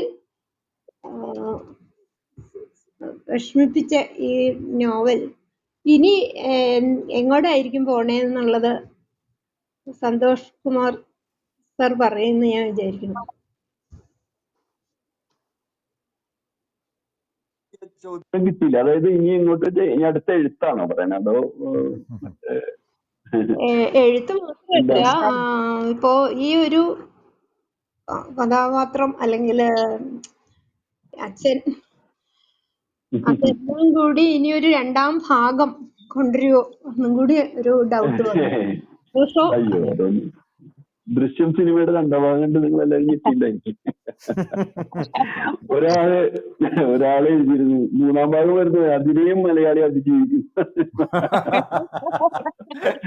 അതുപോലെ അല്ല, ഇത് നടക്കില്ല. പക്ഷെ വേറെ കാര്യമുണ്ട്, ഈ ജ്ഞാനഭാരം എന്നുള്ള നോവലിലും ഈ നോവലിൽ വേറെ രീതിയിൽ ചില ഫ്രെയിമുകളിൽ സാദൃശ്യമുണ്ട്. അച്ഛൻ മകൻ ബന്ധം ഇതിലുണ്ട്. അച്ഛനാണോ എന്നുള്ളത് വേറെ വിഷയം, വേറെ അങ്ങനെയുള്ള ഇനിയൊരു അതിനുള്ള സാധ്യത അതിനില്ല ഈ ഒരു വിഷയത്തില്. അത് മാത്രല്ല, അങ്ങനെ അല്ല, നമ്മൾ കുറച്ചുകൂടി വ്യത്യാസമുള്ള ഒരു വർക്കുകളിലേക്ക് പോകണമെന്നാണ് ഞാൻ ആഗ്രഹിക്കുന്നത്. കഥയിലും നോവലിലും പരമാവധി വ്യത്യസ്തമായിട്ടുള്ള പ്രമേയങ്ങൾ കൊണ്ടുവരും. എന്നാലും ചിലപ്പോൾ അന്തർധാരയായിട്ട് ചില കാര്യങ്ങളൊക്കെ അണ്ടർ കറന്റ് പോലെ ചില സാദൃശ്യങ്ങൾ ഉണ്ടാവാം നമ്മുടെ ഒരാൾ തന്നെ എഴുതുന്നത്. എങ്കിലും ബോധപൂർവ്വം അങ്ങനെ ഒരിക്കലും ഒരു രണ്ടാം ഭാഗം അങ്ങനെ ഒരു പരിപാടി ഇല്ല. അത് ഇതിന് പറ്റൂല. അത് ചില രചനകൾക്ക് നമ്മൾ കണ്ടിട്ടുണ്ട്, അത് പറ്റുമായിരിക്കാം. പക്ഷെ നമുക്ക് സാധാരണ രീതിയിൽ ഇതിലിപ്പോ ലോക വിദേശത്തൊക്കെ വളരെ ദീർഘമായിട്ടുള്ള ഈ നോവലുകൾ വരുന്നുണ്ട്. ഇപ്പൊ 3000 പേജുള്ള 4000 പേജുള്ള 5-6 വോളിയുള്ള മിക്കവാറും ഓട്ടോ ഫിക്ഷനാണ്. അവനവന്റെ കഥ അല്ലെങ്കിൽ അവളുടെ കഥകള് വിശദമായിട്ട് പറയുന്ന സീക്വൽസ് വരുന്നുണ്ട്. അതിന് ചില കാര്യങ്ങൾ അതിനുള്ള ജസ്റ്റിഫിക്കേഷൻസ് ഉണ്ടാവും. ഈ നോവലിന് അങ്ങനെ ഒരു കാര്യമില്ല. അപ്പോ തന്നെയല്ല, ഇപ്പൊ ഇതൊരു രീതിയിൽ ആൾക്കാർ ഇഷ്ടപ്പെട്ടു എന്നുള്ളത് കൊണ്ട് നമുക്ക് അവരെ ശിക്ഷിക്കാൻ പാടില്ലല്ലോ അടുത്ത ലെവലിൽ. മാത്രമല്ല സുജ സൂചിപ്പിച്ചത് ഇതൊരു ആ കഥയിൽ പരാമർശ വിഷയമായി എന്നാണ്. വായിച്ചിരുന്നു ആ ആ കഥ അത് ഏതാണെന്ന് എനിക്ക് മനസ്സിലായില്ല. അതെന്താ ഏതാ കഥ എനിക്കറിയില്ല, ഞാൻ കേട്ടിട്ടില്ല. വേറെ ചിലതും കണ്ടിട്ടുണ്ട്. ഈ എന്റെ മൂന്നന്ധന്മാർ ആനയിരിക്കുന്നു എന്നുള്ള കഥ ഒരിക്കൽ ഈ പണ്ട് നൊറോണയുടെ ഒരു കഥയിൽ വന്നിട്ടുണ്ട്. പിന്നെ അങ്ങനെ ചില കഥ ഇപ്പോ കഴിഞ്ഞ മാസത്തെ മാതൃഭൂമി അഴിച്ചപ്പത്തിലാണെന്നാണ് എന്റെ ഓർമ്മ. ആരാണ് എഴുതിക്കണത്? അതാണ് ഞാൻ പറഞ്ഞു കേട്ടില്ല. ഞാനങ്ങനെ സ്ഥിരം കഥകൾ വായിക്കലില്ല. കാരണം ഞാൻ നടക്കില്ല ഇഷ്ടംപോലെ. ഇപ്പൊ വളരെ കുറച്ച് വെയിറ്റ് ചെയ്തിട്ട് ആരെങ്കിലും പറയും ഇത് വായിക്കണം, നിർബന്ധം പറയുമ്പോൾ വായിക്കാറുണ്ട്. അല്ലെങ്കിൽ ഇങ്ങനെ സ്ഥിരം വായിക്കാനുള്ള സമയം ഇപ്പൊ ഇല്ല. അപ്പോൾ സുജ നമുക്കിത് ഈ ചർച്ച അവസാനിപ്പിക്കാം എന്ന് തോന്നുന്നു. കഥയുടെ പേര് കിട്ടിയ എപ്പോഴെങ്കിലും ഒന്ന് പറയും, നോക്കാം. ഞാനത് എപ്പോഴെങ്കിലും പറയാം. ശരി. അപ്പോൾ നമ്മൾ ഈ പുസ്തകലോകം പരമ്പരയുടെ 4ാം അധ്യായം ഇവിടെ അവസാനിപ്പിക്കുകയാണ്. നമ്മൾ ഇന്ന് ചർച്ച ചെയ്തത് ഈ സന്തോഷ് കുമാറിൻ്റെ തപോമയിയുടെ അച്ഛൻ, അദ്ദേഹവും നോവൽ വിലയിരുത്തിക്കൊണ്ട് ഡോക്ടർ N. രേണുകയും ആണ് ഇവിടെ സംസാരിച്ചത്. രണ്ടുപേർക്കും ക്ലബ് ഹൗസ് മീഡിയ റൂമിൻ്റെ നന്ദി, നമസ്കാരം, സന്തോഷം ഒക്കെ ഞാനിവിടെ രേഖപ്പെടുത്തുന്നു. അടുത്ത ശനിയാഴ്ച ഇതിൻ്റെ 5ാം ഭാഗം, പുസ്തകലോകത്തിൻ്റെ 5ാം ഭാഗത്തിൽ അരുന്ധതി റോയിയുടെ Mother Mary comes to me എന്ന കൃതിയാണ് ചർച്ച ചെയ്യുന്നത്. ഡോക്ടർ ഷഫീഖാണ് അത് അവലോകനം ചെയ്യുന്നത്. അപ്പോൾ ആ പരിപാടിയിലേക്കും എല്ലാവരെയും ക്ഷണിക്കുന്നു. നമ്മൾ ഇന്നത്തെ പരിപാടി ഇവിടെ അവസാനിപ്പിക്കുകയാണ്. ഇത് കേട്ടവർക്കും ചർച്ചയിൽ പങ്കെടുത്ത എല്ലാവർക്കും ഒരിക്കൽ കൂടി നന്ദി, നമസ്കാരം. വളരെ സന്തോഷം. അനന്യസാധാരണമായിട്ടുള്ളൊരു കഥാകഥനം മലയാളിക്ക് വേണ്ടി കാഴ്ചവെച്ച ശ്രീ ഇ. സന്തോഷ് കുമാറിന് ഏറ്റവും സ്നേഹത്തോടെ മീഡിയ റൂമിന്റെ നന്ദി ഇവിടെ പറയുകയാണ്. ഇന്നത്തെ ഈ പരിപാടി ഇതോടുകൂടി സമാപിക്കുകയാണ്. നന്ദി, നമസ്കാരം, ശുഭരാത്രി.